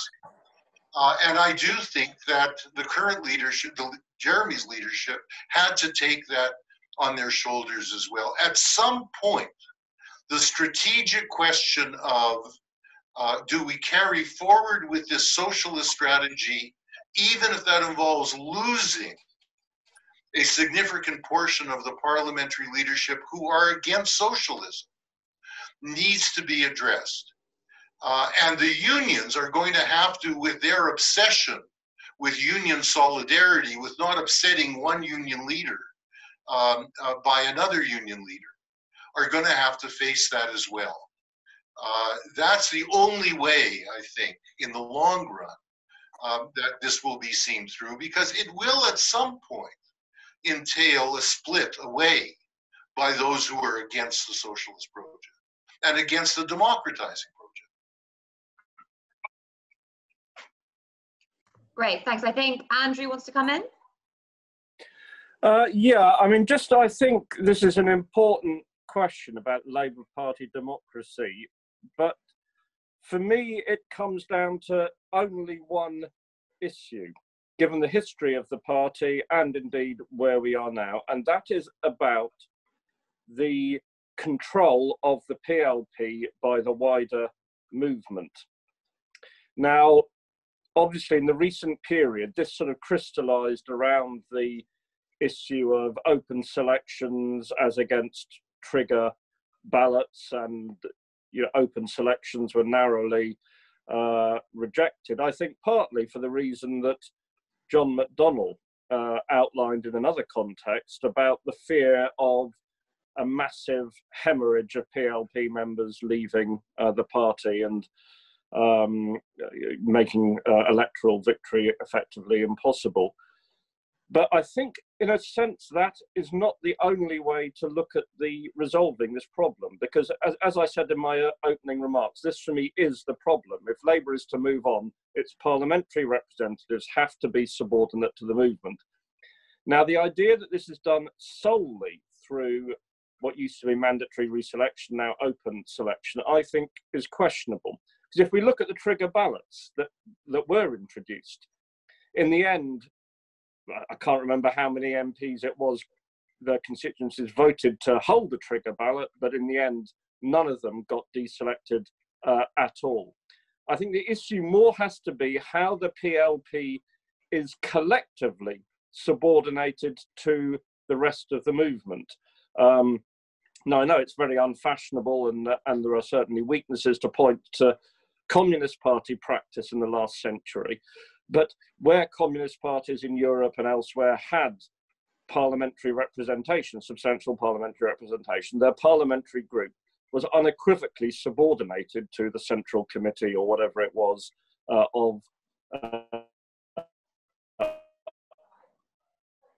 it wasn't a matter of parties exercising particular control. And I think that is something I think should be explored going forward. You know, how the PLP can be collectively subordinated to the National Executive Committee of the party in some form or other. Does anyone else want to come in on that question? No? Okay, cool. We have a question. No, someone? No? No one's coming. Okay, we have a question here from Rabia Khan. How will Labour win back the Leave seats lost in the 2019 general election? And if I go first to John on that question. Okay, in the next general election, when it comes, and I think we have to recognise that it's going to take the next at least 3 years. Although you never know on these things, but with a Tory 18 majority, they'll stick around, I think, for as long as possible. Except if they think they're really high in the polls still next year, then you never know. They might go for an early election, but we'll have to see. But it's likely to be about 3 years' time, maximum 4. Brexit then, I don't think, will be the issue that it was in 2019. A lot of those issues I think a lot of the issues around Brexit will be resolved for good or evil, to be honest. So that won't be the key thing. And the issue around Brexit was, it's historical contingency. It was an issue that they were able to mobilise around, and tactically it was virtually impossible for us, no matter what we did. Whatever route we took, whether it was to back Leave, we would have alienated Remain supporters, and that was about 60 to 70% of our membership, and we would have lost seats if we'd have backed Remain wholeheartedly, and we would have been annihilated in Leave seats, and we were hit badly, even because we tried a compromise, and that looked like triangulation. That issue will largely be gone by then, but that's why this period over the next couple of years is absolutely critical. And I think the key period within that key period is the next 6 to 12 months as we come out of the coronavirus crisis, because that's the issue that will be confronting our people, and will be confronting in particular, as someone mentioned, this argument that this condition doesn't discriminate. Oh, yes, it does. It discriminates against working people, and particularly members of the BAME community, because the vulnerabilities that they have within our society, because of the way in which our society and our economy is organised. So I think in this coming period, we've got to be the ones that demonstrate how we learn the lessons from the coronavirus crisis, and then how we build the new society that we want, that is resilient not to any other future crisis like this, but also resilient from the day-to-day suffering that there was. And we've got to remind people as well, there were 700 people, homeless people, who died on our streets last year. That was a crisis for them. There's 125,000 of our children being brought up who are homeless, brought up in temporary accommodation. It's a crisis for their families every day of the week as well. So I think what we've got to do is, in this coming period, demonstrate we're the leading force in society in terms of mobilising people's views, ideas, future aspirations about the sort of society that we can create. I link that as well, that I think in coming out of the coronavirus crisis and trying to restructure our whole economy and our society, it has to be on the basis of confronting the other immediate crisis, which is climate change. And we need to get back to explaining to people again what the imminence of that as a crisis too. Zarah, do you wanna come in on that?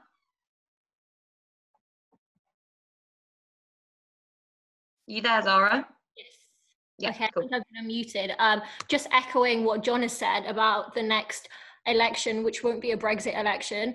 Coronavirus has highlighted the deep structural inequalities in our society, whether you're a renter, whether you're having to go into work because you can't work from home, how the social security net fails so many people. It's completely and utterly inadequate. And it's about us being on the left and communicating those messages and talking about how this is actually something that has to change, and making sure that we're leading on those conversations.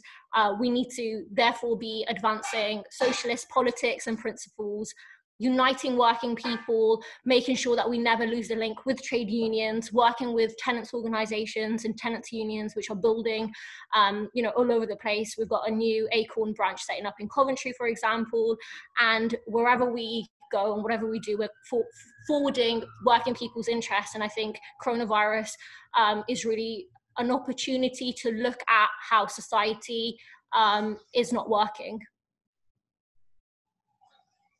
Thanks, Zarah. Leo, did you want to come in on that?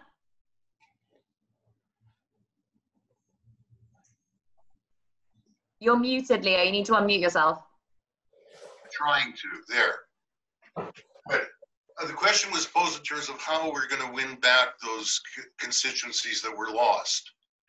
And I think while what John and Zarah just said is very important, and I think the relevance of both the 2017 and 2019 manifestos is so obviously clear in this crisis, in the sense of the need for manufacturing capacity, so the type of lack of ventilators and indeed tests, etc., would not be there by virtue of a conversion of manufacturing to be able to produce those things, but also in terms of the Green New Deal and what that meant. It's very clear that the relevance of the party program under Jeremy and John's leadership is so confirmed in this crisis. But in order to be able to win those constituencies in the Midlands, in the North that were lost, one has to first of all recognize the extent to which the working class institutions that was the social base of Labour victories electorally have been so badly damaged and frayed. To some extent, the Blair leadership was itself interested in doing that. It was trying to present itself as a party that was not a class party. But what has happened in those constituency Labour parties is they reflect the decline of working class identity. They reflect the decline of trade unionism in those communities. It used to be the case, for instance, that in the pub, it might be a Communist Party shop steward who would be the opinion leader, who would tie people to voting Labour, who would lead them to understand that the appeal of a xenophobic nationalism is not in their interest. That has to be reconstructed again. And in that sense, I think the most important page of the report that was leaked, and I just got it here, is page 68, where two regional staff organizers in October 2017 are quoted as saying they discussed Momentum's adverts for regional organizer positions in Momentum. And they noted how poorly they were going to be paid for doing this, right?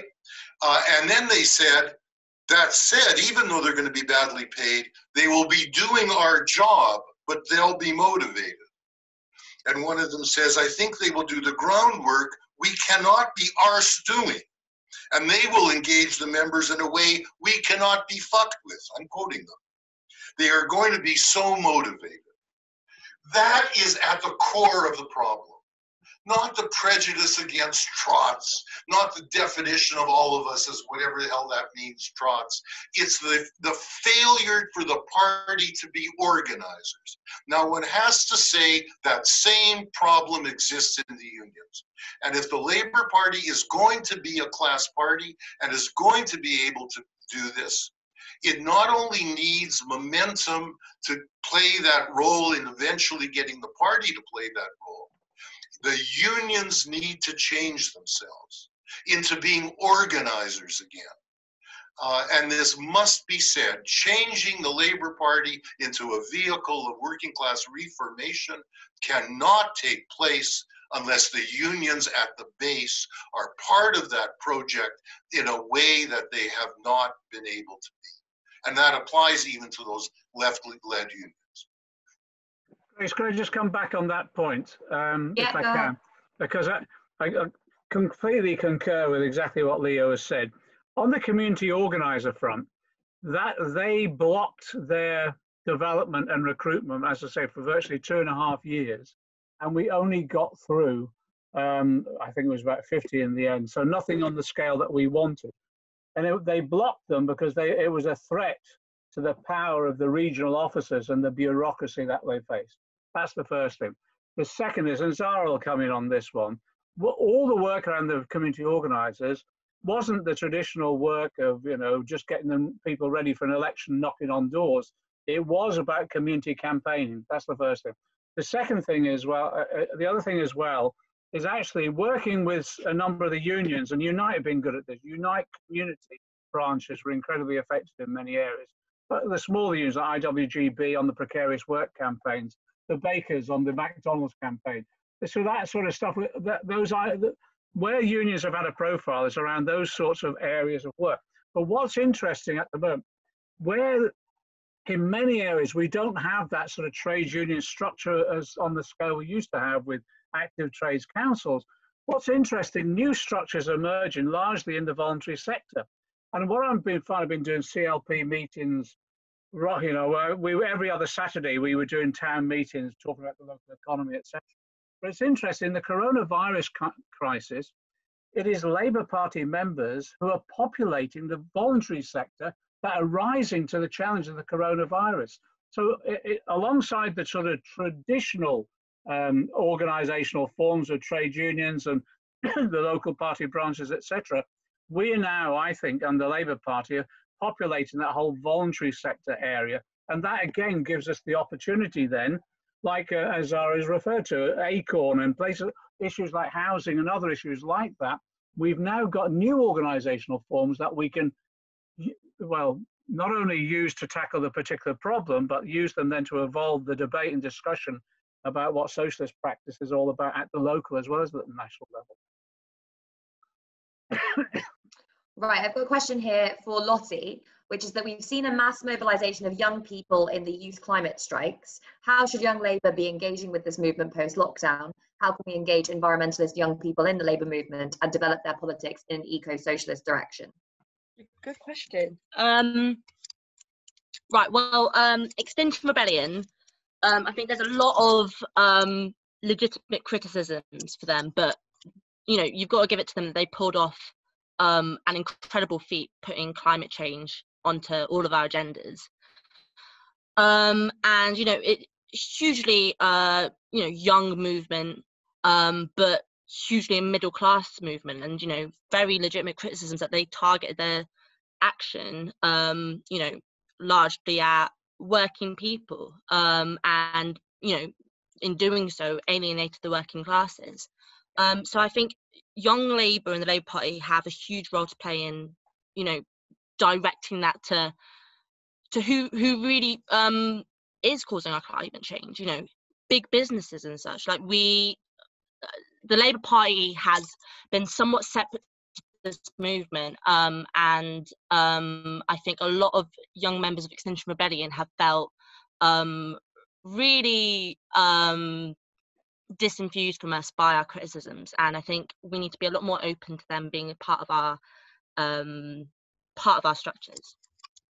So again, I think this is a case of political education. We need our young Labour groups to be inviting them onto our platforms and to be making links with these groups ourselves. Because, you know, the Corbyn surge was one thing, but we've seen a whole nother layer of young people be inspired by climate campaign activism. And, you know, we've yet to really delve into the roots of this as a party. You know, Becky Long-Bailey's incredible manifesto on Green Industrial Revolution is definitely something that we need to take to our young Labour groups and flesh out more of what that actually means, of working with trades unions to, you know, target climate change. Yeah, it's, again, like I was saying, I think young Labour really haven't been a leading voice in this as much as we could have had. And again, I think it's just making the relationships with Extinction Rebellion that we've yet to do, and becoming a leading voice in climate change ourselves.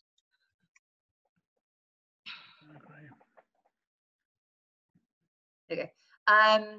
Thanks so much, Lotte. So the next question is, if the left managed to recruit and mobilise so many people for Corbyn, why did it disintegrate in the recent leadership election?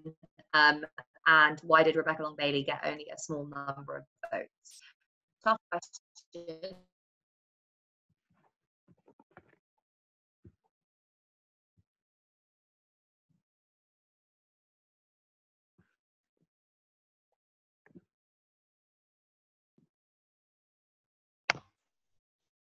Grace, your internet's gone a bit funny. Can't hear you, Grace. Oh. Well. Oh, sorry, that was me. My video froze. My fault. Who do you want to answer the question? You go, seeing as you're speaking now, and then we'll go to Leo. I really walked into that. Sorry, I couldn't hear anything that you just said. My video froze for like 5 minutes, so just talk, guys.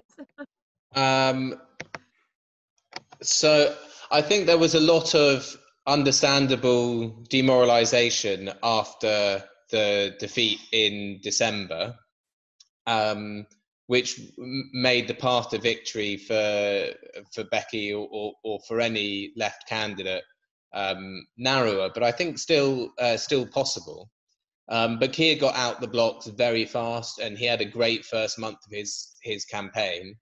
And we've got to remember that you know, whereas probably most people who've watched, most participants in this Zoom and everybody on and certainly everybody on speaking considers themselves a socialist and has socialist politics. Lots of people that are big supporters of Jeremy within the Labour Party don't have as well developed socialist politics, and so we're easier to peel off in Keir's very well pitched campaign. So I think I think that's part of it. I think Keir pulled away the kind of softer part of Jeremy's coalition, and Becky's campaign didn't really get started for the first month. So Keir got moving, Becky didn't, and I think the left really needed to be picked up after the defeat, and someone charge forward and lead the way. And because we had a sort of month of sort of quiet where we were just all miserable, I think that put us basically in the starting far too far back by the time the campaign kicked off.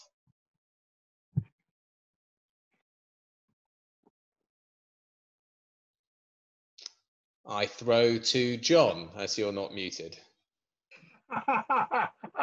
Okay, let me give you this analysis. I think Leo was going to come in, but let me go historically on this. For those of us who remember 92, I was a Labour candidate in 92. I lost by 54 votes in my constituency that I eventually won and I represent now. And we came out of the 92 election campaign suddenly sort of demoralised because everyone thought we'd win in '92. And then Thatcher resigned, Major took over, and he was able then to secure electoral victory. What then happened is that John Smith was elected leader, and John Smith was sort of centre right, but actually everyone respected him. I had an awful lot of time for him. He was just a very decent person, and he's sort of traditional Labour, and you'd put him in the sort of Attlee, Mose, something along like that anyway, very traditional Harold Wilson type Labour, but not seen as on the left. But the one thing he's very solidly Labour, and when people like Jack Straw came along to him, said we to junk clause 4 and all that, he just threw him out, full stop. And he also, after he became leader, he threw out Peter Mandelson and all that crew, basically. John Smith then died. And what happened is that we'd just lost an election. We'd lost the Labour leader that everyone had an awful lot of affection for, and the party was actually disoriented. And so they then went into a leadership election, and they chose, and this was it really, it was because they thought, well, what do we do? A large number of people thought, well, we need a winner. So what does a winner look like? Well, it looks like the traditional Tory Prime Minister, which is a lawyer, white, middle class, in a suit. And so as a result of that, really it was almost defeatism. They chose Tony Blair, and that was it, basically. I think we went through a very similar thing after the defeat in December, which was a lot of party members came out really demoralised and thought we can't lose another election. And we still have that sort of cycle. I'm a working class person. A lot of people, we still have deep in us, it's almost psychological, a still sort of forelock-togging mentality to the middle class. And I think what happened was a large number of people in the party thought, well, we want to select a winner. What does a winner look like? A lawyer, white, middle class in a suit. And that's, I think, how many people oriented themselves towards Keir. And in terms of and Keir, to give him his due, he put a hell of a good campaign together, incredibly well resourced, an awful lot of money went into it, and there's issues about that too. But also he'd been touring around the country for quite a bit, for quite a period in terms of speaking to constituency parties, etc. So he had laid the foundations for a future campaign if necessary. And Becky's campaign, exactly as James said, got off for a very halting start, and that was because I think she was in the negotiations with Andrew Rayner, so that Andrew didn't run for leader, but she ran as deputy, that sort of thing. And to be frank, let's be honest, the campaign, Becky worked incredibly hard, and James and a number of others did as well, but it just never took off. It just never took off. And interestingly enough as well, the media barrage on Becky was horrendous. It was building up. It was almost they transferred their attention from Jeremy onto Becky. And it wasn't just the Mail and the Sun and all the rest of it. But I always say to people, the most damaging newspaper for the Labour left is The Guardian, actually, because it's our people who read it. And it sows invidiously attacks on the left continuously, and particularly on the comment pages by some of their major commentators. And they turned their attention onto Becky. So she had an incredibly tough time. I thought she did pretty well in terms of the overall campaign, but you have to recognise sometimes what you're up against, and that was it. The key thing now, though, is to recognise that we've got a number of left still in the shadow cabinet and still in ministerial positions. We need to support them. We shouldn't get into any sort of aggressive struggles with the new leadership. Our thing is we want to support them to get a Labour government. Of course we do, but we want to support them in a way we win the argument about policy and how we mobilise and campaign for that. But people like Becky and Andy McDonnell and Cat Smith and Marsha Cordova, who are the left in the shadow cabinet now, need our support too. And so that's exactly what we should be doing now, and building their profiles and building their campaigning capacity too. Andrew, do you want to come in on that at all? Sorry, Leo and then Andrew.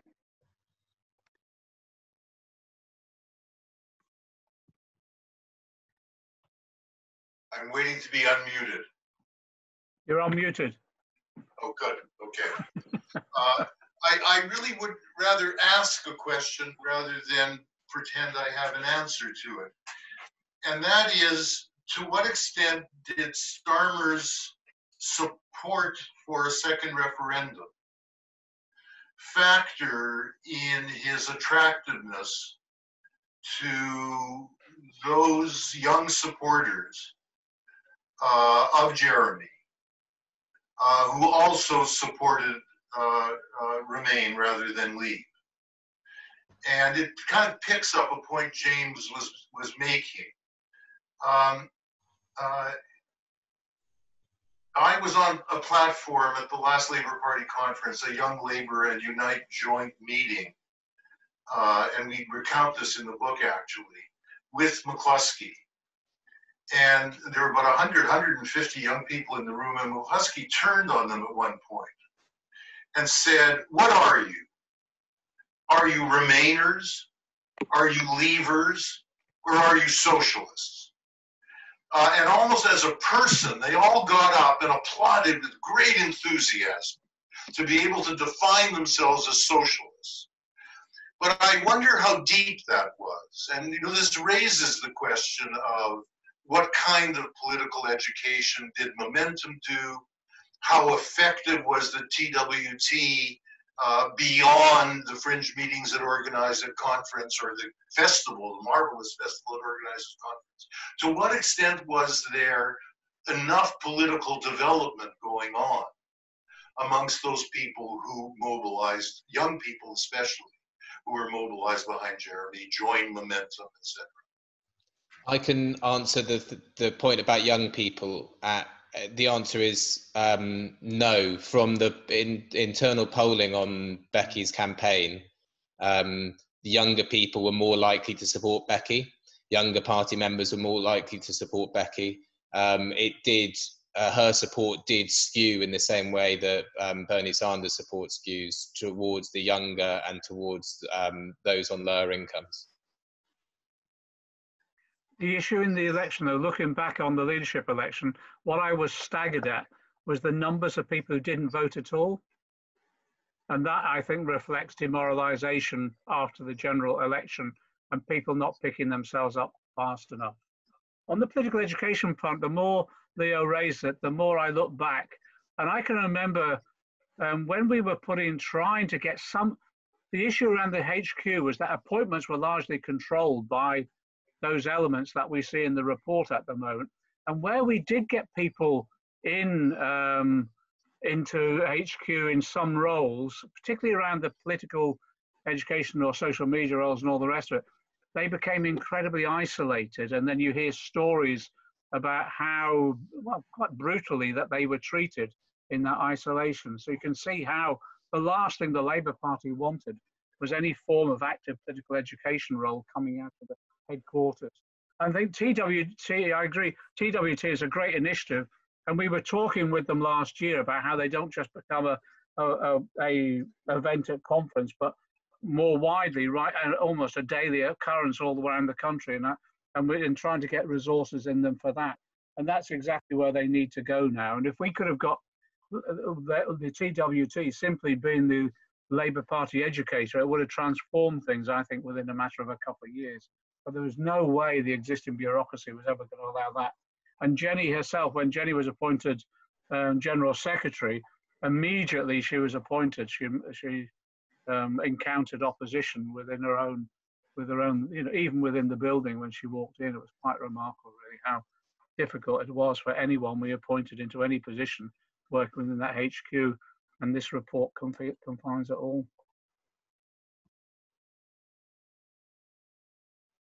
Right, so I will go on to the next question then, which is a question for Leo. So Leo, you've said in the past that smashing the state, brackets in the Leninist sense, is no longer a goal for the left in the UK, and nor should it be. Does this mean that there is no conceptual usefulness in spontaneity in relation to left transformational politics, and in particular in regards to the state?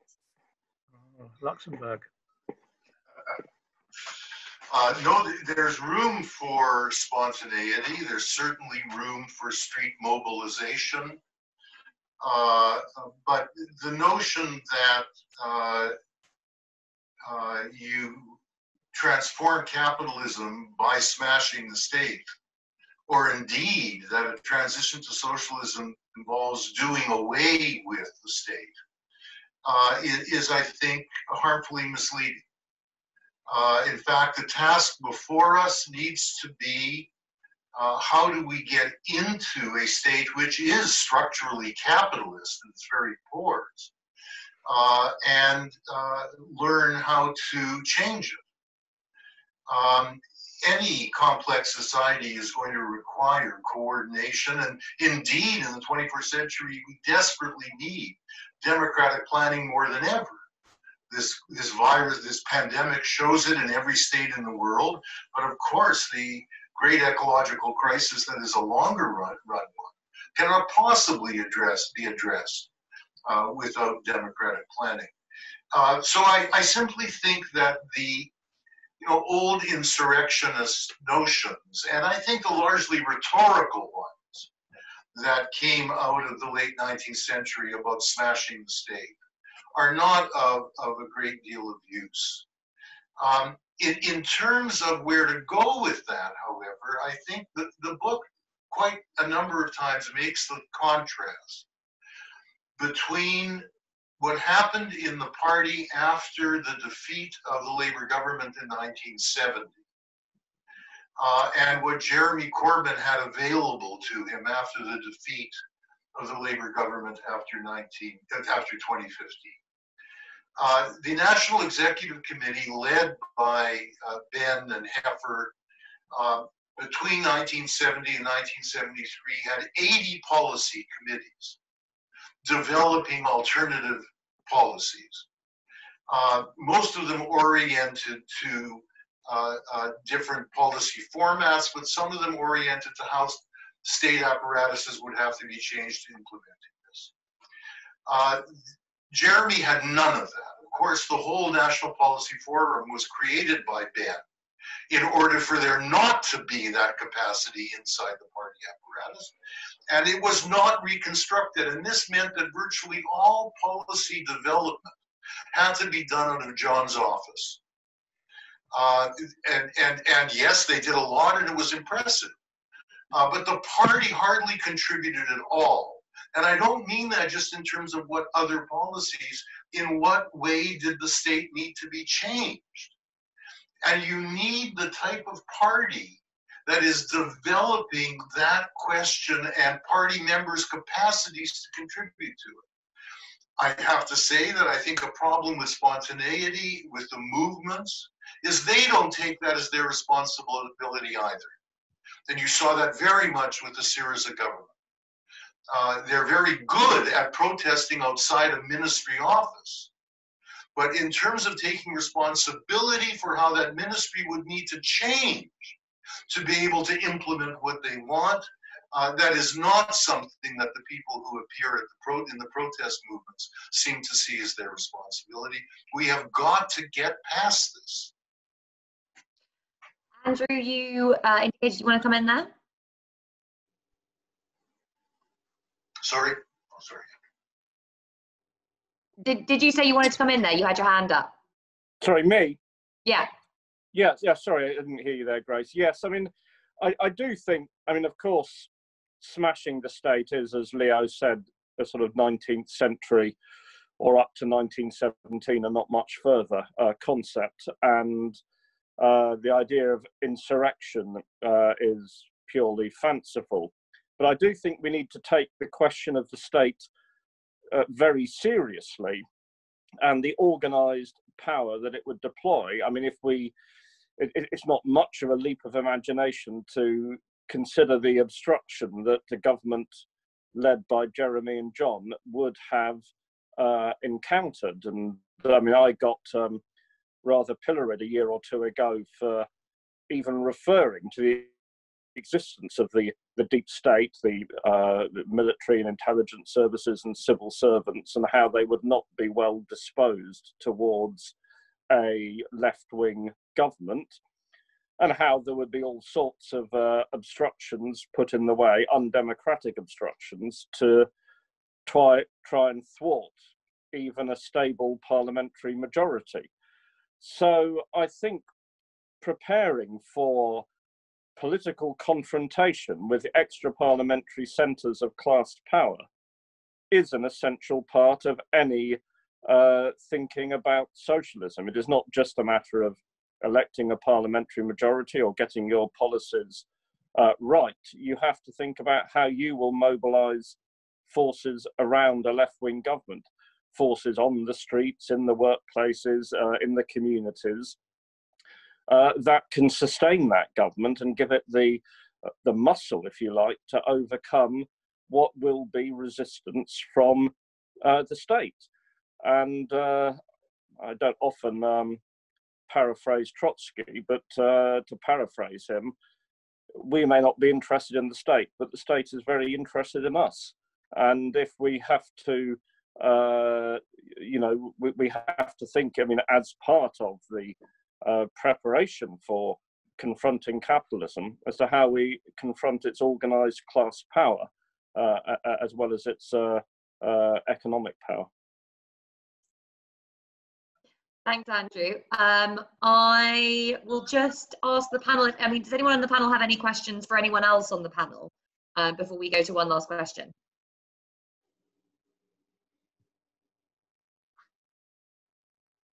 No? Okay. I'll go to one last question. Yeah, okay, I'll go to one last question. So how can we ensure that our policies remain on the books in years to come? And I'll go to every panelist on that one, maybe starting with Zarah.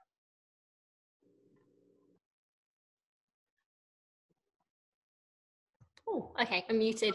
I think firstly it's really important, given what we've seen with the leaked report, that people do not leave the party and continue to fight to ensure that the manifesto that we had in 2017 and 2019 is the manifesto to build on, and that they continue to organise within their CLPs and push forward the democratisation of the party. We don't know what's going to happen in the conference, but one thing I've just remembered that is super important are the upcoming NEC elections. And John's mentioned this in previous, in so many Zooms that I've lost count, but one of the biggest losses were the two NEC that we've just lost. And with the upcoming elections, we need to make sure that the left is unified and that we are pushing and electing socialists into, because that's a key battleground. And that's what we need to prioritise. We need to come together to make sure that we win in the fights ahead until we get into power.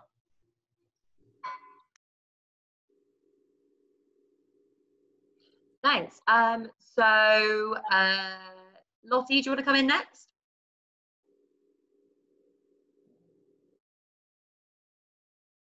Yeah, there we go. Great.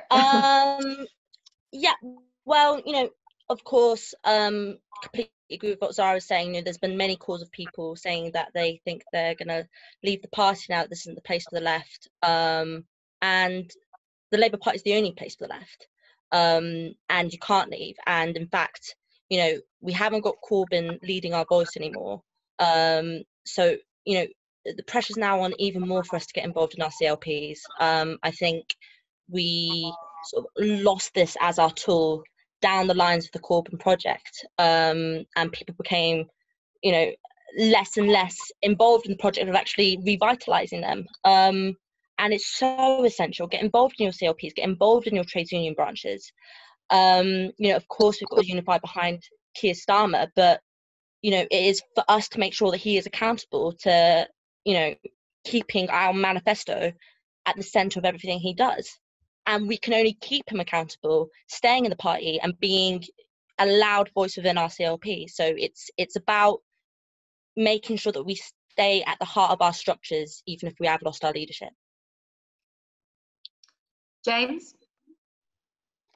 I completely agree with Lotte and Zarah that we need to stay, unite and organise within the party. But also, I think we need to educate and organise in society so that our policies that we support, that we won within the party, become popular demands. That's the way that we will, with a pincer movement, get the leadership of the party to back the policies that we want. One, we are strong in the party, in the NEC, in conference, in CLPs, everything, putting forward the policies, but that we show that there is a mass support for our policies in the country. And we do that by, yes, we organise in the party, but we get out and we organise in society with other progressive organisations that are doing things, so that our policies that we want, that are radical, are common sense to the majority of people, and that way we can drag the leadership of the party in a socialist direction. Thanks. Andrew? Unmute, Andrew.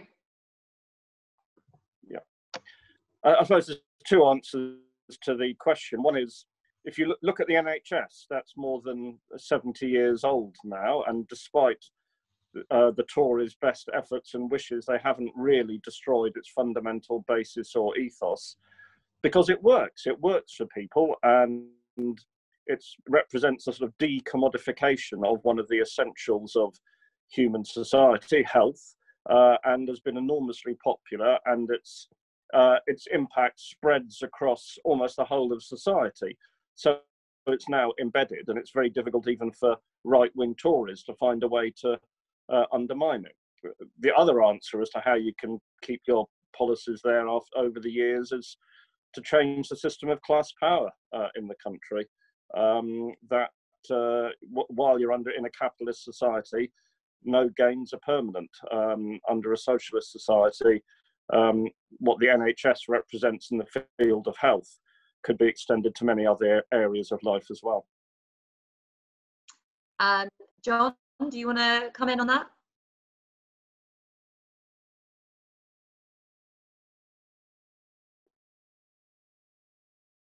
Where is it? Trying to run. Yeah. Okay. Yeah, there you go. I'm muted. Okay. We just win every argument. We just have to win every argument. We have to be everywhere. We have to mobilize and just be every place there's a discussion going on, whether it's in the party or outside the party. You win every argument. Simple as that. But also, we shouldn't limit ourselves to just defending the last two manifestos. If we stand still, we'll fail.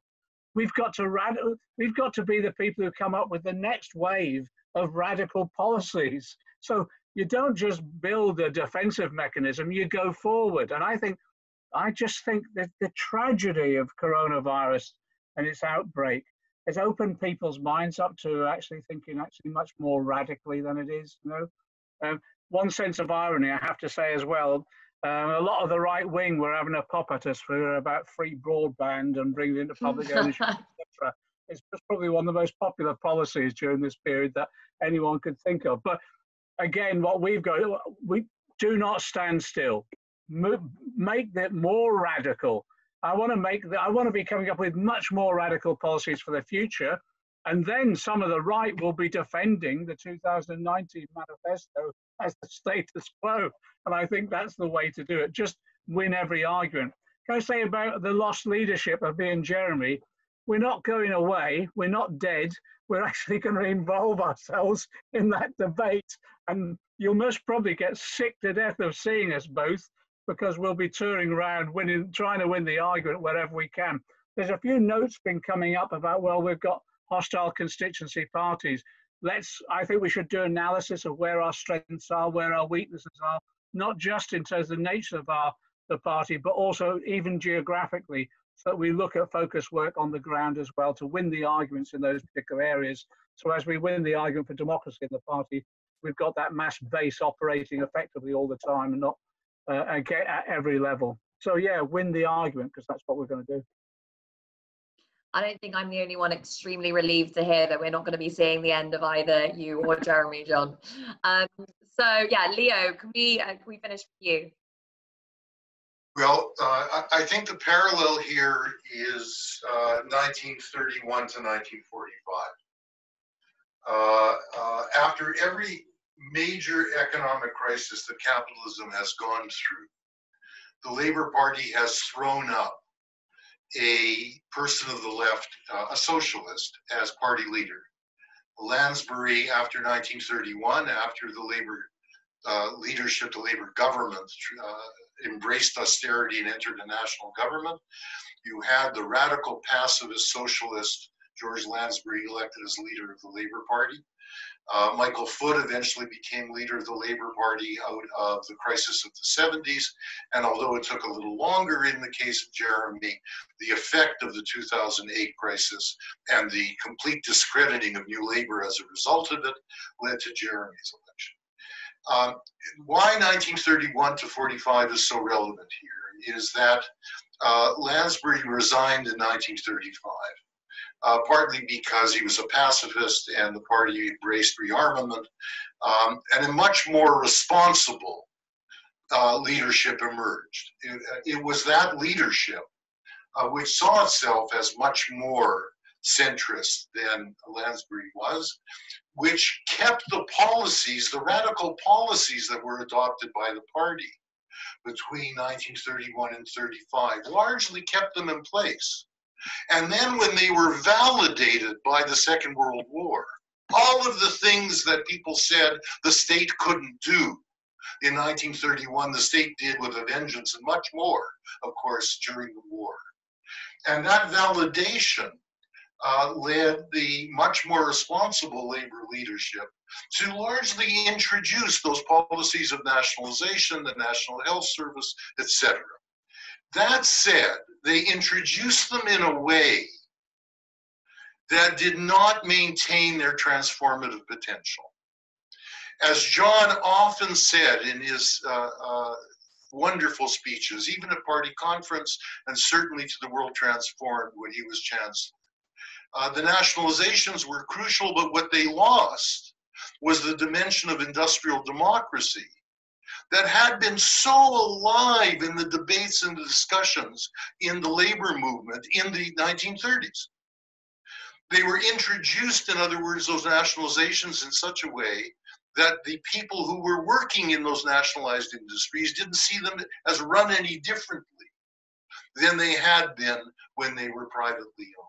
That's just one example. In other words, the deal done with capital around the introduction of those very major reforms, or as Bevan said it, you know, we got the National Health Service through by stuffing the doctors' mouths with gold. Those reforms involved the type of compromise with the existing powers that they did not become the kind of structural reforms that would develop people's confidence and indeed the leadership and party's capacities to figure out how to go beyond them, to get beyond capitalism. So it's not going to just be a matter of holding on to the policies. In fact, I think that this crisis already validates all of the Labour Party's policies, every single one of them, right? And I think it'll validate them in the public imagination, certainly.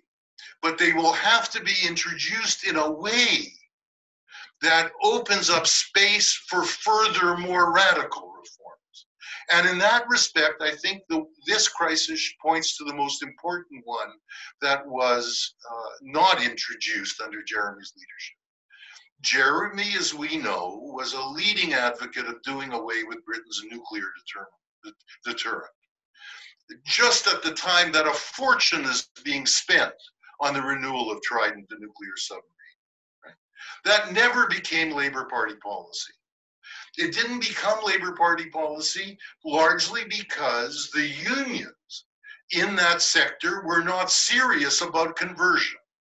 And had they been serious about conversion, had they been talking, as the Lucas Aerospace workers did in the 70s, about turning the capacity of the shipbuilding skilled trades to produce medical equipment, look at the difference it could have made in this crisis.